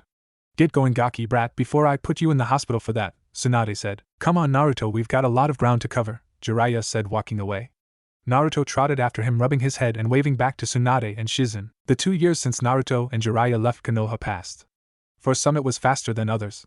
For people like the genin that took the Chunin exam during the Oto, Sound, and Suna, Sand, invasion, the time passed quickly, what with training and missions to take. For people like the Godaime Hokage and her assistant Shizen, the time passed sometimes at a fast pace, both training Sakura or working at the hospital, and sometimes at a slow pace, Tsunade being forced to do paperwork and Shizen having to hunt her down when she got tired of it. For others like the people in charge of gate duty, the time passed agonizingly slow. The tediousness of having to ask every person the same questions overrode the seldom occurrence of meeting new and interesting people. It had turned out that having Naruto in the village made gate duty actually bearable. The long hours were filled with discussions of the blonde bundle of energy. Whether a person liked him or hated him, Naruto would always come up in conversation. How long until we get off? A Chunin guard asked. 4 hours, 57 minutes and 15 seconds, his friend and partner answered. Damn, only 2 minutes and 20 seconds passed since the last time I checked, the first Chunin complained. I wish something would happen. A new person coming by. A shinobi or kunoichi coming back from a mission with an interesting story. An Inuzuka dog chasing the fire daimyo's wife's cat. Anything. As if to answer the plea, a shout from the jounin in charge of the gate detail came up to them. A pair of guys are approaching, she said. The Chunins looked at each other, then out to the road. Sure enough, 2 individuals were walking at a leisurely pace towards them. It looks like a tall, long, white-haired man with a shorter man, no weight, a teenager with blonde hair. The jounin paused as the two got closer. She was able to make out their faces. It's Jiraiya-sama and Naruto-san. Looks like things are going to get more lively soon, one of the Chunins said, with the other nodding happily. The end to their perpetual boredom was at hand. The master and apprentice moved closer. The differences that occurred became noticeable to the Chunin. Jiraiya had not changed too much. He still wore the same outfit he did 2 years previously. The only real difference was he had a couple more age lines and his hair was a little longer. Naruto, on the other hand, changed a great deal. He was dressed in a similar style of clothing he had 2 years ago, only this time the color pattern was reversed, blue with orange trim. On anyone else it would have looked funny at best, stupid at worst, but for Naruto it seemed to work. He also carried a large scroll, almost as big as the one Jiraiya always carried, on his back. His physical appearance had also changed. He was taller now by at least 15 centimeters, making him about a head shorter than Irika. His blonde hair was even spikier than before, and his eyes seemed to be an even deeper shade of blue. One thing that did not seem to change was his fox-like grin he had plastered on his face. When they finally got the gate, the jounin greeted the pair with a smile. Welcome back, Jiraiya-sama, Naruto-san. Jiraiya looked at the kunoichi jounin, and a smile spread on his face. It was not a friendly, sorrowful, or even a malevolent smile. No, it was the one Jiraiya always got when he met an attractive female, a perverted smile. Jiraiya attempted to move closer so he could try and get a date, but Naruto distracted him by kicking him in the shin. Hey Ero-senin. Don't waste my time. I saw enough of you getting rejected on the trip. I don't need to see it now that I'm home. Own. Jiraiya yelled, rubbing his sore shin. Gaki brat, you know I never get rejected.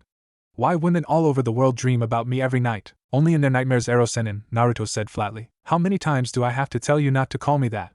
Jiraiya yelled as he chased the laughing Naruto into the village. After the pair left, the first Chunin from before said, Yep, things are already looking up. In the Hokage's office, Tsunade was in the middle of a meeting about the upcoming Chunin exam with the Suna representative, the jounin Temari.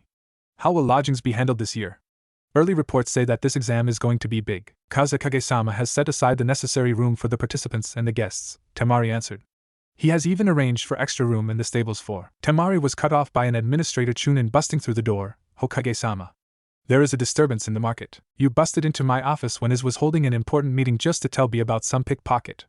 Tsunade said sternly. Oh, of course not, Tsunade-sama, the now frightened Chunin replied. The disturbance was caused by Jiraiya-sama and Uzumaki-san. Tsunade's frown, that appeared at the interruption, faded into a small smile at the news. Very well, thank you for the news. You are dismissed.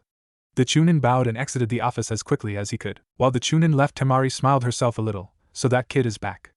I wonder how he's changed. Let's continue, Tsunade said, returning to the meeting.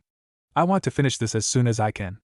Temari nodded, knowing exactly why Tsunade wanted to finish. In the market, Jiraiya and Naruto had finally stopped causing problems with the appearance of 2 jounins. One was silver-haired, wearing a mask with his nose buried in small orange book, and the other was a dark-haired man wearing some kind of headgear, and had a small smile on his face. Don't you think the 2 of you are causing too much noise? The dark-haired jounin asked. Yamato-sensei, Kakashi-sensei. Naruto called out, running up to the pair. It's good to see you both. Kakashi, closing his book, greeted Naruto with friendly wave. Hey Naruto, you've certainly grown. I'd say you're finally taller than Sakura. Hey, it's not right to make fun of a person's height like that, Naruto complained. Even though he was at a respectable height for a person his age, Naruto had some leftover sensitivity about his short stature when he was a kid. Just for that you don't get the gift I got for you. Gift? Yamato and Kakashi asked with a slight surprise. Yeah, I got one for everyone, Naruto said, setting down his traveling pack. He reached inside and pulled out a small bonsai tree and handed it to Yamato. A waterfall country bonsai tree? Yamato asked as he took the tree. These are hard to get in fire country. Did that mean you went all the way to waterfall country to train? No, Naruto said. I actually only got the seed from a merchant. Grew the tree myself with my Mokuton, wood element, abilities. I guess your mastery of the Mokuton has increased, Yamato commented. These are hard to grow from a seed, even the Shodame was said to have some problems with them. Thank you for the gift. Oh, speaking of the Mokuton, here's the scroll back, Naruto said, taking the scroll that was attached to his backpack and handing it to Yamato. Yamato gently pushed the scroll back to Naruto. No, Naruto, you keep. I've learned all I can from it, so you should have it. Thanks, Yamato-sensei, Naruto said, reattaching the scroll to his backpack. Kakashi decided this was the time he wanted to inquire about his gift. He knew that a rare bonsai tree was a thoughtful gift for Yamato, and wondered what Naruto got him. So Naruto, what did you get me? Naruto eyed for a moment, still a little upset about the crack at his former height. With a mischievous smile, Naruto reached into his bag once more and pulled out a book about the same size as the one Kakashi had in his hand. Well, I got you this, but I don't think I'm going to give it to you. In Naruto's hand was a book with the title Ika Ika, Come, Tactics. It's the latest edition, not even in the stores yet. Kakashi went from curious to surprised, practically begging in the blink of an eye once he saw what Naruto got for him. Please, Naruto. I'm sorry I joked about your height. I promise I'll never do it again. Naruto looked at Kakashi with a look that was akin to disgust mixed with pity. Here was a grown man and shinobi, a jounin no less, and begging for something as simple as a book. Fine, here, Naruto said, handing the book over. Kakashi snatched it from Naruto's hand and began to rub it against his cheek like it was the most precious thing in the world to him. It was at this point that a few other people, Tsunade, Shizen and Sakura, showed up. Hatsuando Basen, Shizen-nichan, Sakura-chan. Naruto waved, then cringed slightly when Tsunade frowned at him and her eyebrows started to twitch. Not wanting to get his, Naruto quickly ducked back down to his pack and pulled out another gift, this time a beautifully crafted sake set with the kanji for Gambling Queen stenciled onto the bottle and cups. This is for you. Tsunade lost her anger and inspected the sake set. Very nice, Naruto. I'll let you off the hook this time. Naruto breathed a sigh of relief, but only this time. Naruto gulped a bit, then went back to his pack and pulled out a small jewelry box and opened it, revealing a simple but good quality necklace. I didn't know what to get you, so I just got you this. Naruto felt a little guilty about not getting Shizen something more personal. Shizen just smiled like a sister and took the jewelry box. It's beautiful, Naruto-kun. Thank you. So what did you get me, Naruto? Sakura asked. Naruto had already dropped back down to his pack for the 5th time by the time Sakura asked her question. Still rifling through his pack, Naruto answered, Well, I knew you were training under Tsunade I mean Tsunade. Naruto was just able to catch himself before Tsunade's temper got to her, and so I got you this, Naruto said as he stood up and handed Sakura a medium-sized box. Sakura opened the box and inside was a top-quality surgeon set. These are excellent quality, Sakura said, inspecting a particularly sharp scalpel. Well, I figured you could use them since you're a medic nin and all, Naruto said, rubbing the back of his head. Tsunade had come over to inspect the set herself and was impressed with the quality. Usually a medic nin uses their chakra for surgery, but we always have a backup set in case we need to conserve our chakra. Sakura nodded in agreement and pulled Naruto, who had picked up his backpack, away from the adults. Come on, let's go find the others. I'm sure they'll like what gifts you got them. She stopped for a moment, then asked, You did get them gifts too, right? Of course I did, Naruto said in an indignant voice, like it was an insult that he would be so thoughtless. Sakura gave no response except to drag Naruto off down the road. Once they left, Tsunade had to ask, How did Naruto afford all of this? Well, the book was a birthday present to him from me, Jiraiya admitted, a little upset that his gift was given away. But then again he knew that Kakashi was enjoy it more, so he was not all that upset. The others he got the money from gambling parlors. The others gave him a flat look. What, the kid had unbelievable luck when it comes to slot machines. He won all the money he needed and then some. That damn Gaki, Tsunade thought. I don't know how, but I know he's been taking all my luck. So just how strong has Naruto gotten? Yamato asked. He had been meaning to ask for a while now but did not have an opportunity. All eyes looked at Jiraiya, even Kakashi, who had put his new book away. Naruto is at least a Class B ninja in terms of overall ability. He knows about a fourth of the Mokuton Justice, a few Suiton, water element, and Diton, earth element, and some Futon, wind element. He's still working on controlling Katon, fire element, but has made almost no progress in his Raiton, lighting element. The last one are the hardest for him as it is opposite of his primary. It'll probably take a couple of years more for him to be able to use Raiton effectively. Jiraiya stopped for a moment as the others had contemplative looks on their faces. His taijutsu still has no recognizable style, but it is more refined and successful. He'll probably never get above mid-chunin low jounin. His genjutsu is limited to only detection and cancellation. That would put him on the level of a new jounin then, Kakashi mused. He just needs his experience in real battle, and I do not doubt he will be able to pass the jounin test, Jiraiya said, smiling. In all honesty, if Naruto had not been able to use Kagebushin, Shadow Clone, then we would not have been able to cover as much as we did. I'll have to give him a test to see how his abilities work with others, Kakashi said. But I'll keep what you said in mind. Have you figured out why the Kyuubi's chakra was elementally neutral? Tsunade asked. Yeah, Jiraiya answered. It is a combination of everything that makes the Kyuubi's chakra neutral.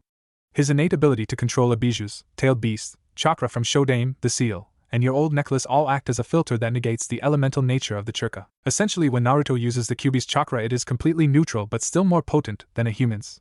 This is why if he were to use the Kyuubi's chakra while performing a jutsu the results are a lot bigger, I guess you could say. What is his level when he uses the Kyuubi's chakra? Kakashi asked. He remembered that Naruto's fighting abilities would increase dramatically if he were to use it. Depending on how much he uses, anywhere from Class A to Class S, Jiraiya answered. The problem is he cannot sustain it. Using the Kyuubi's chakra is like opening the celestial gates with him. Gives him extraordinary strength but only for a short time. The human body, no matter how tough or what special powers it has, cannot use a Bijuu's chakra for a sustained period of time. So even with his abilities, if he uses too much, Naruto could die, Yamato summarized. Jiraiya gave a brief nod. How much is too much, though? When he manifests 3 tails, his body starts to injure itself, giving him a maximum window of 10 minutes to fight. At 4 tails it cuts down to less than a minute, Jiraiya answered. Any longer, and he will suffer from extreme exhaustion, and be bedridden for nearly a week. You sound so sure, Shizen said. Has this happened before? Yes, about a year ago, Jiraiya answered. Jiraiya did not go into details, but they could tell it worried him. Naruto knows his limitations and won't push it that far unless forced to. Left unsaid was that they knew Naruto would if he felt someone he cared about was in danger. Well, if that's all, Kakashi spoke up. I think I'll head off now. I have a new book to read. Kakashi, pay extra attention to chapter 4, Jiraiya said. I'm sure you'll appreciate it, GCK. Jiraiya's perverted laugh was cut off but a punch to the head from a very irritated Tsunade. Don't talk about your perverted books around me, Tsunade yelled. And you, Kakashi? She turned around only to see the place Kakashi stood now empty. I swear I'm going to burn every one of those books one day. Sakura had dragged Naruto for about 15 minutes until they ran into the first of their friends, Temari and Shikamaru. When they stopped, Naruto took a moment to see the differences in the pair standing before him. Temari still had her hair in its old style, and her dress was now a full-length kimono with a large fan attached to her back. Her face was more mature, and her eyes showed greater experience that comes from the life of a high-level ninja. All in all, Temari looked almost the same as 2 years ago, only instead of a girl in her early teens, she was a beautiful young woman. Shikamaru was dressed in a standard Konoha shinobi uniform with a standard Konoha Chunin vest. His hair was still in the same style as when he was a genin.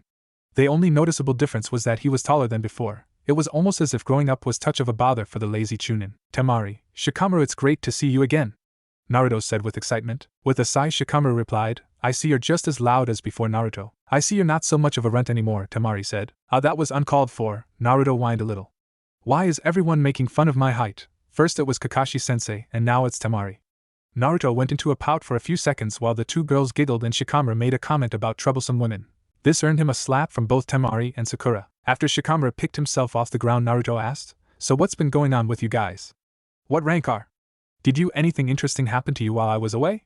Are you going out? Taking a moment to process the rapid-fire questions from the hyperactive shinobi, Temari was the first to answer. Well, I'm a jounin now, and so is Kankuro. Nothing overly exciting other than a couple of missions that I can't tell you about. She then looked at her lazy companion and gave a snort of disgust. And not, we aren't going out. We're just talking because we're both liaisons for the upcoming Chunin exam. I'm still a Chunin, Shikamaru said with a sigh. I've seen some good clouds of the last few months. Shikamaru thought for a moment, trying to see if adding anything more would be more or less troublesome. Considering it was Naruto he was talking to, he decided to add a few things because Naruto would annoy him to no end otherwise. The rest of our graduation class are also Chunin, except for Shino. He's a jounin, so is Niji from Gai-sensei's team. Lee and Tenten are Chunins. That about it. Hey Temari, you mentioned Kankuro becoming a jounin. What about Gaara? Naruto asked. I was wondering when you'd ask about him. Temari smirked. He's been made the Kazekage, youngest Kage in the history of the shinobi villages. We're so proud of him. Naruto stared at the jounin for several seconds before he frowned. Damn, he beat me out. Then he mouth turned upward. Well, that just means I'll have to train even harder and surpass him and become a better Kage. It was at this point that Sakura decided to interrupt. Naruto, don't you have something to give to Shikamaru? Oh right, Naruto said. Almost forgot his present, thanks Sakura-chan. Naruto swung his backpack around, opened it up and reached in and pulled out small brown box. I got this for you on my trip. It's a traveling game box. You can play shogi, go, chess, and a bunch of other strategy games. You change the board with churka and a couple of hand seals. The instructions are inside the box. Shikamaru took the box and noticed that it unfolded into shogi board and assumed the pieces and instruction manual were on the inside. Thanks, Naruto. But where did you get this? Got from a wandering need, said it helped pass the time traveling. Thought you would like it, Naruto said, digging through his pack once more. I also got you, Kankuro and Gaara, something as well, Temari. I was going to mail them, but since you're here I can give all 3 to you. He handed Temari a pair of folded-up fans. These is for you. Temari took the fans and unfolded them, showing there were in fact small battle fans with blades instead of the usual spokes held together by the cloth. Very nice, these will be great for undercover missions when I can't use my normal fan. They have a special addition to each fan, Naruto added, digging through his pack yet again. The one in your right hand has a katon, fire element, sealed into giving the wind. It produces a scolding addition to it. The other one had a sueton, water element, sealed into it, giving it a freezing addition to its wind. Got them from a supplied Rasengan nose. Naruto apparently found what he was looking for and pulled out 2 more items. Got this after a won a bet in a tourist town, figured Kankuro would like it. What he handed over was ticket to some kind of show. It's to a kabuki show that's playing in the capital of Forest Country. These are amazing, Temari commented on the fans, and Kankuro has been trying to get tickets to that show for months. The last one is for Gaara. Really didn't know what to get him, Naruto said kind of sheepishly. I know he has trouble sleeping, so I got him a manual on meditation. It should help him a little. Thank you, Naruto, Temari said softly. She knew what he was referring to, and a gift like that would be very helpful for her youngest brother. Did you get presents for everyone? Shikamaru asked. Yep, Naruto said. Hey Shikamaru, do you know where everyone is? Sakura asked. It'd be helpful in tracking everyone down. I think Guy's team is at training grounds 12, Asuma-sensei is on a date with Kurenai-sensei, Chuji is helping out at his family's restaurant, Ino's doing the same at the flower shop, and I don't know where the others are. Hey, you said nothing interesting happened, Naruto accused.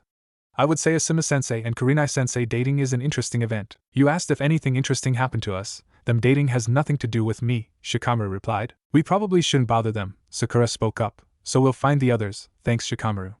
Sakura waved before dragging Naruto off once again. A few minutes later, Naruto and Sakura were approaching Training Area 12 when they heard the call of the rare species of Konoha green beasts, Yash. If I can't do 1,000 squats, I'll kick the stump 4,000 times with each leg. Yes, my adorable student, show your power of youth. Sounds like Fuzzy Brows and Super Fuzzy Brows haven't changed much, Naruto said. Sakura, only her blonde teammate, a nod, knowing from first experience this was true. When they entered center of the training ground, they saw Guy and Lee doing their usual insane training methods.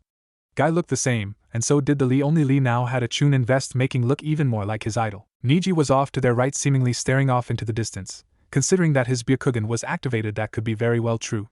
He was dressed in a white and black battle hamaka. His hair appeared even longer, and he was about a head shorter than Guy. Tenten was off to their right performing a kata with 2 Chinese swords. She was wearing maroon Chinese pants with a white Chinese shirt and a large scroll attached to her back. Her hair was just like it was 2 years ago. Niji was the first to turn to face them. Welcome back, Naruto.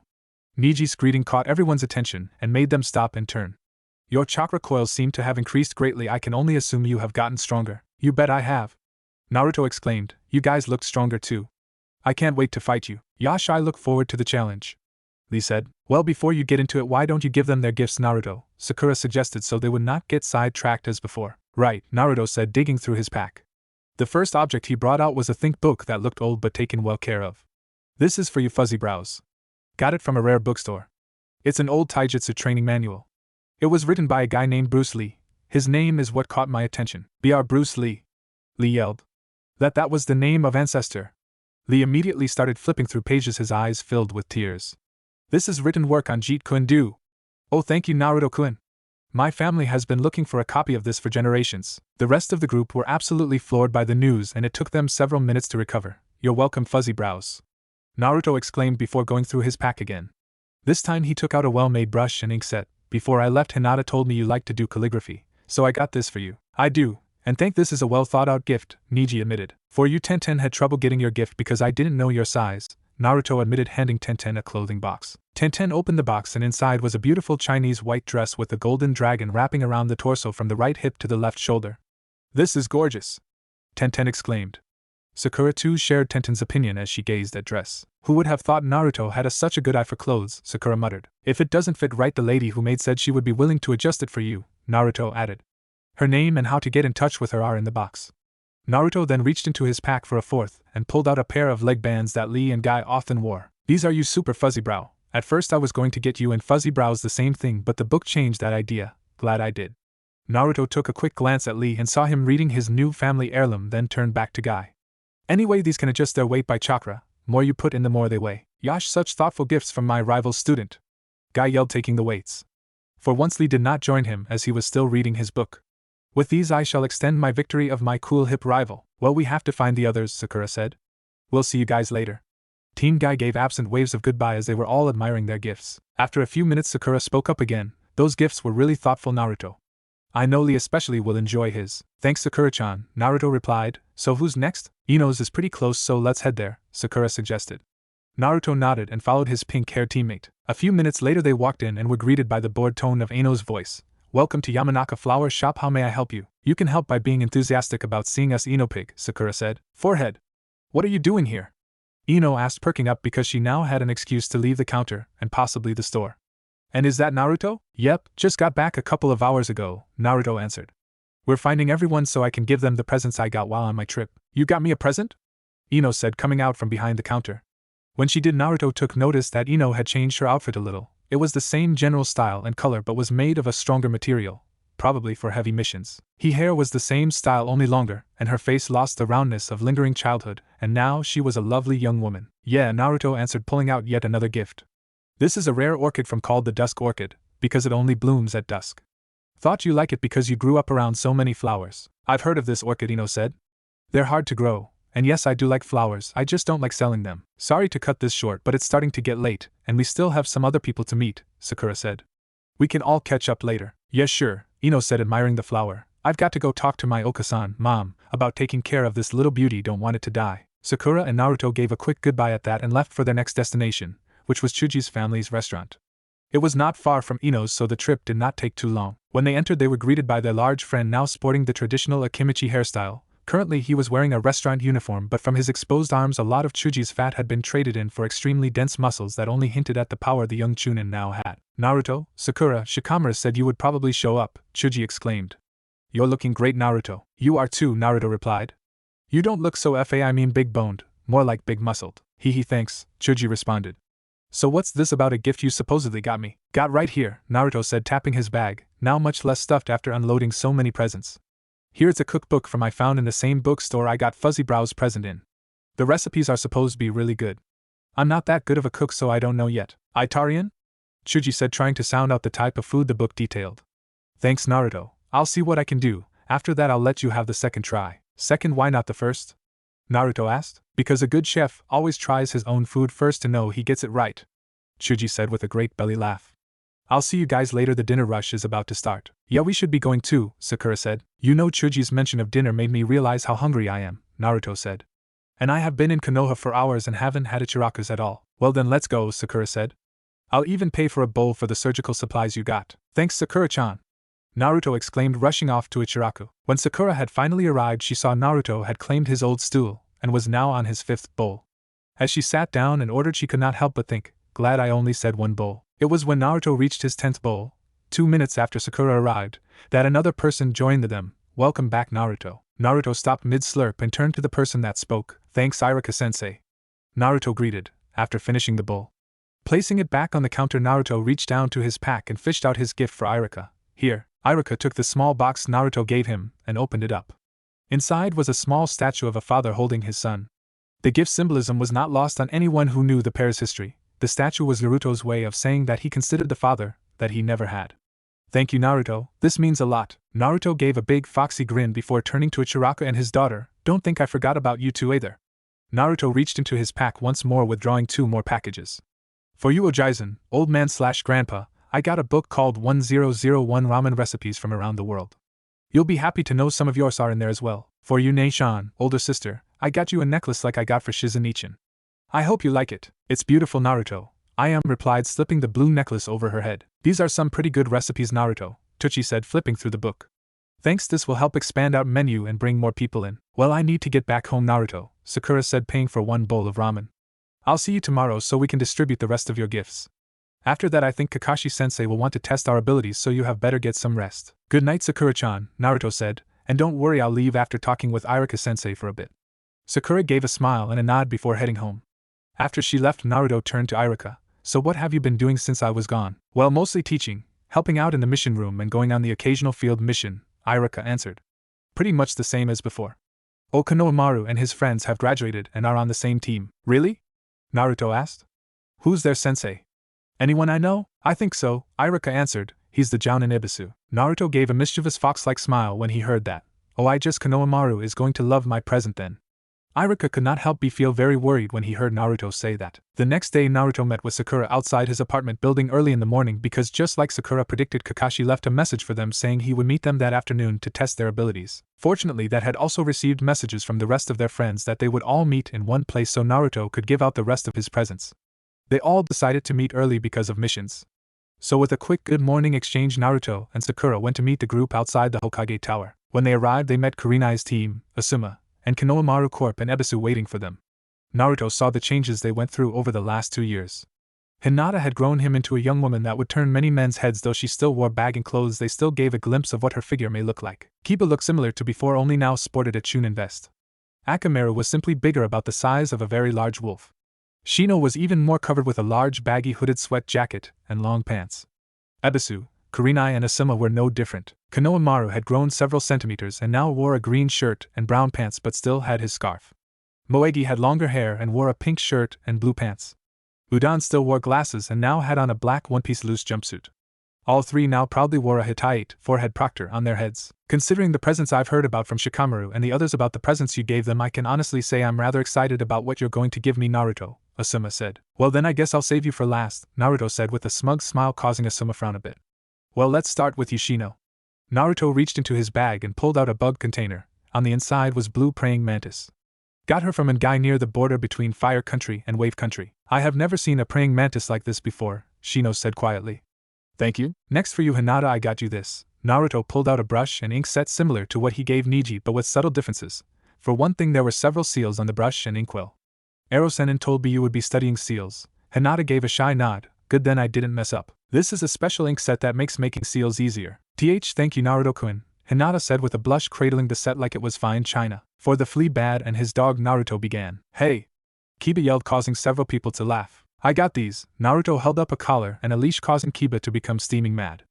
Hahaha, just kidding. What I actually got you were these. Naruto dropped the dog leash and pulled out a statuette made out of solid crystal. This is an idol to the wolf god Moro. Kiba took the statue, giving it an appreciative nod. Not bad. But don't think this will keep me from kicking your ass for that joke you pulled. Anytime, dog breath. Naruto countered before turning to Akamaru. For you, Akamaru, I got you some nice prime steaks. They should arrive by the end of the week. Akamaru barked loudly and licked Naruto's face in appreciation and thanks. Now for you, Moegi, I got you this bracelet. Sorry for nothing as personal as the others, but I didn't know what to get you. Naruto handed the genin a finely crafted silver bracelet that Moegi eagerly put on. That's okay, Moegi replied. I really like silver. For you, Udan, I got you this puzzle set. Naruto handed him a medium-sized box with several 3D puzzles inside. I always like puzzles, thanks, Udan said, already trying to solve one of them. For you, Konohamaru, I actually made something for you myself. Naruto handed Konohamaru a scroll with the title, The Uzumaki Techniques for Embarrassing Perverts. How dare you give that to him? Ebisu yelled. Konohamaru just started to laugh uncontrollably, looking at the scroll and his Jounin sensei.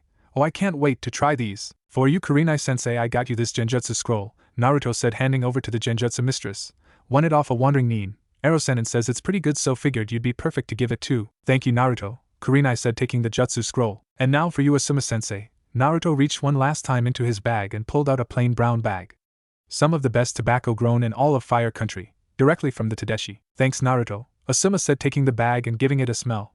His nicotine addiction was already screaming at him to go off and roll one of the leaves into a cigarette. Well, that's it, Naruto began. What about me? Ebisu asked. Didn't you get me something? Never even crossed my mind, Naruto answered honestly. But if you're feeling left out here, Naruto handed Ebisu some money. Take this and get whatever you want. Porn, new shades, I don't care. Ebisu grumbled a bit about brat kids but took the money anyway. He had been wanting to get the latest volume of Ichi Ichi, Come, Paradise secretly for a while now. Not that he would tell anyone. Well, now that is out of the way, Kakashi said, startling many of the group. I need to take Sakura and Naruto away for a while. Will you all later? The walk to Training Area 7 went faster than both Sakura and Naruto expected. Later they would realize it was because it's something as simple as their physical changes and not due to anything physiological. When they arrived, Kakashi spoke up. Alright, you two know the rules. You have to try and get these bells from me before the time limit is up. The only difference is this time you have 24 hours to get them.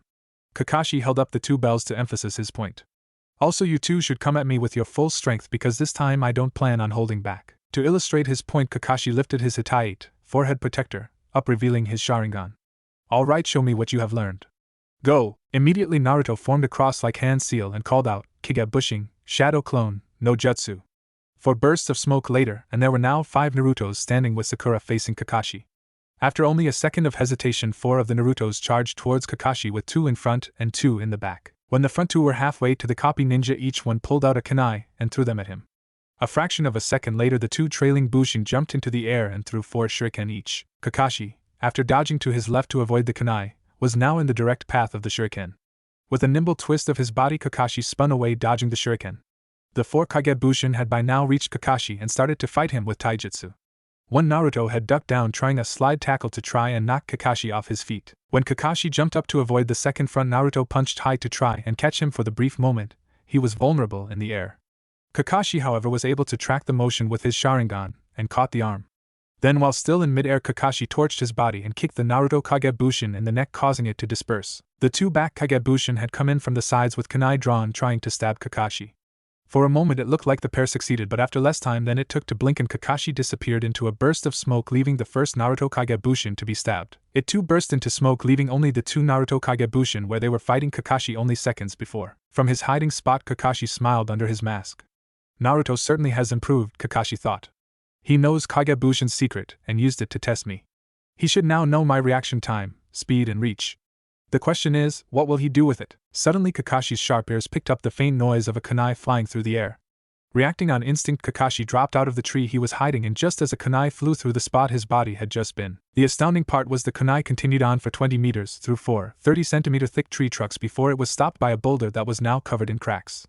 With his Sharingan, Kakashi was able to see that there was no chakra embedded in the kunai to give it a sharper edge, like the way Asuma used his trench knives. That means all that was a result from the power of the throw, Kakashi thought nervously. He peeked out around the tree and saw Sakura smirking, with Naruto giving her a wiry look. Looks like Tsunade-sama taught Sakura how to use her chakra with maximum control to give her that monstrous strength. Back with Naruto and Sakura, the pair were discussing what they should do now that Kakashi had an idea on what they could do. Sakura-chan, we can't fight Kakashi-sensei directly, Naruto stated. Yeah, Sakura agreed. He's just too good, and the Sharingan gives him a huge advantage. Rasengan said there were 4 ways to fight someone with a Sharingan, Naruto added. 1. You be faster than them. Well, I can tell you right now I'm not. My Kagebushin couldn't even lay a finger on him. 2. Fight them in a way where he can't see you. We know that won't work with Kakashi-sensei because of the wave mission. 3. You fight indirectly. Stay out of their line of sight, and use area effect jutsu. Rasengan fought Sasuke's brother to a draw when we were searching for Tsunade-obasan, Grandma, and I can use a few area effect jutsu. The 4th way is to fight them using help. I think we should use the 3rd and 4th method together, Sakura said. Remember that using the Sharingan tires out Kakashi-sensei. So we fight in with tag team tactic, we both use attack the area, wear him down, and then take the bells. Did Tsunade-obasan teach you area effect jutsu? Naruto asked. No, but I can cause a lot of damage to the area just like Tsunade-sensei, Sakura said. Sounds like a good plan, Sakura-chan, Naruto agreed. And with so much forest around, I've got just the jutsu to give Kakashi-sensei a hard time. With a series of 6 hand seals, Naruto said, Mokutan, Mori you'd know jutsu. Wood element, forest arms. Kakashi heard the bending of the branches around him before he saw them. When he did, he saw all of the branches were teeming with chakra. I was wondering when he would use his Mokutan jutsus. With leap to his left, Kakashi avoided the first bunch of branches trying to ensnare him. With a jump backwards, Kakashi avoided the second wave of branches. Ducking low to the ground allowed him to avoid the 3rd group, though not completely, as his vest got snagged, causing him to rip the material. The 4th set of grasping tree limbs caught his right arm, making Kakashi cut his sleeve with a kunai in order to get away. Got to get away from all of the trees, Kakashi thought, sprinting towards one of the forest clearings. Sakura watched as Kakashi dashed into the clearing. Naruto had controlled the tree branches in order to herd Kakashi into this clearing where Sakura would engage Kakashi. When she moved into the clearing, Kakashi was looking right at her, not at all surprised by her appearance. Guess he was expecting me, Sakura thought. Well, let's see if he expects this. Concentrating chakra into her right fist, Sakura brought her hand down, slamming it into the ground, causing the entire clearing to break apart. The shock wave from the blast flung huge rocks all over the place, some even hitting Kakashi. To Sakura's dismay, the Kakashi that was hit just disappeared into a puff of smoke, signaling that she hit nothing more than a Kagebushin. Kakashi, who he just received his Kagebushin's knowledge, was impressed with the display of power and control. Just more evidence that Tsunade-sama has taught Sakura a lot. I doubt guy's student Niji has the kind of control to do that with chakra. Taking a moment to think, Kakashi analyzed Naruto and Sakura's actions. They're working together and are using area effect jutsu and avoiding eye contact with my Sharingan. They want to wear me down, prolong this fight, knowing the drain my Sharingan has. If I keep on the defensive, they'll have the bells in no time. Looks like it's time to go on the offensive. Now who should I go after first? Sakura and Naruto were walking through the training grounds, moving as silently as they could, trying to find Kakashi. After the Kagebushin, Kakashi pulled, they figured he devised their strategy and gone to ground somewhere.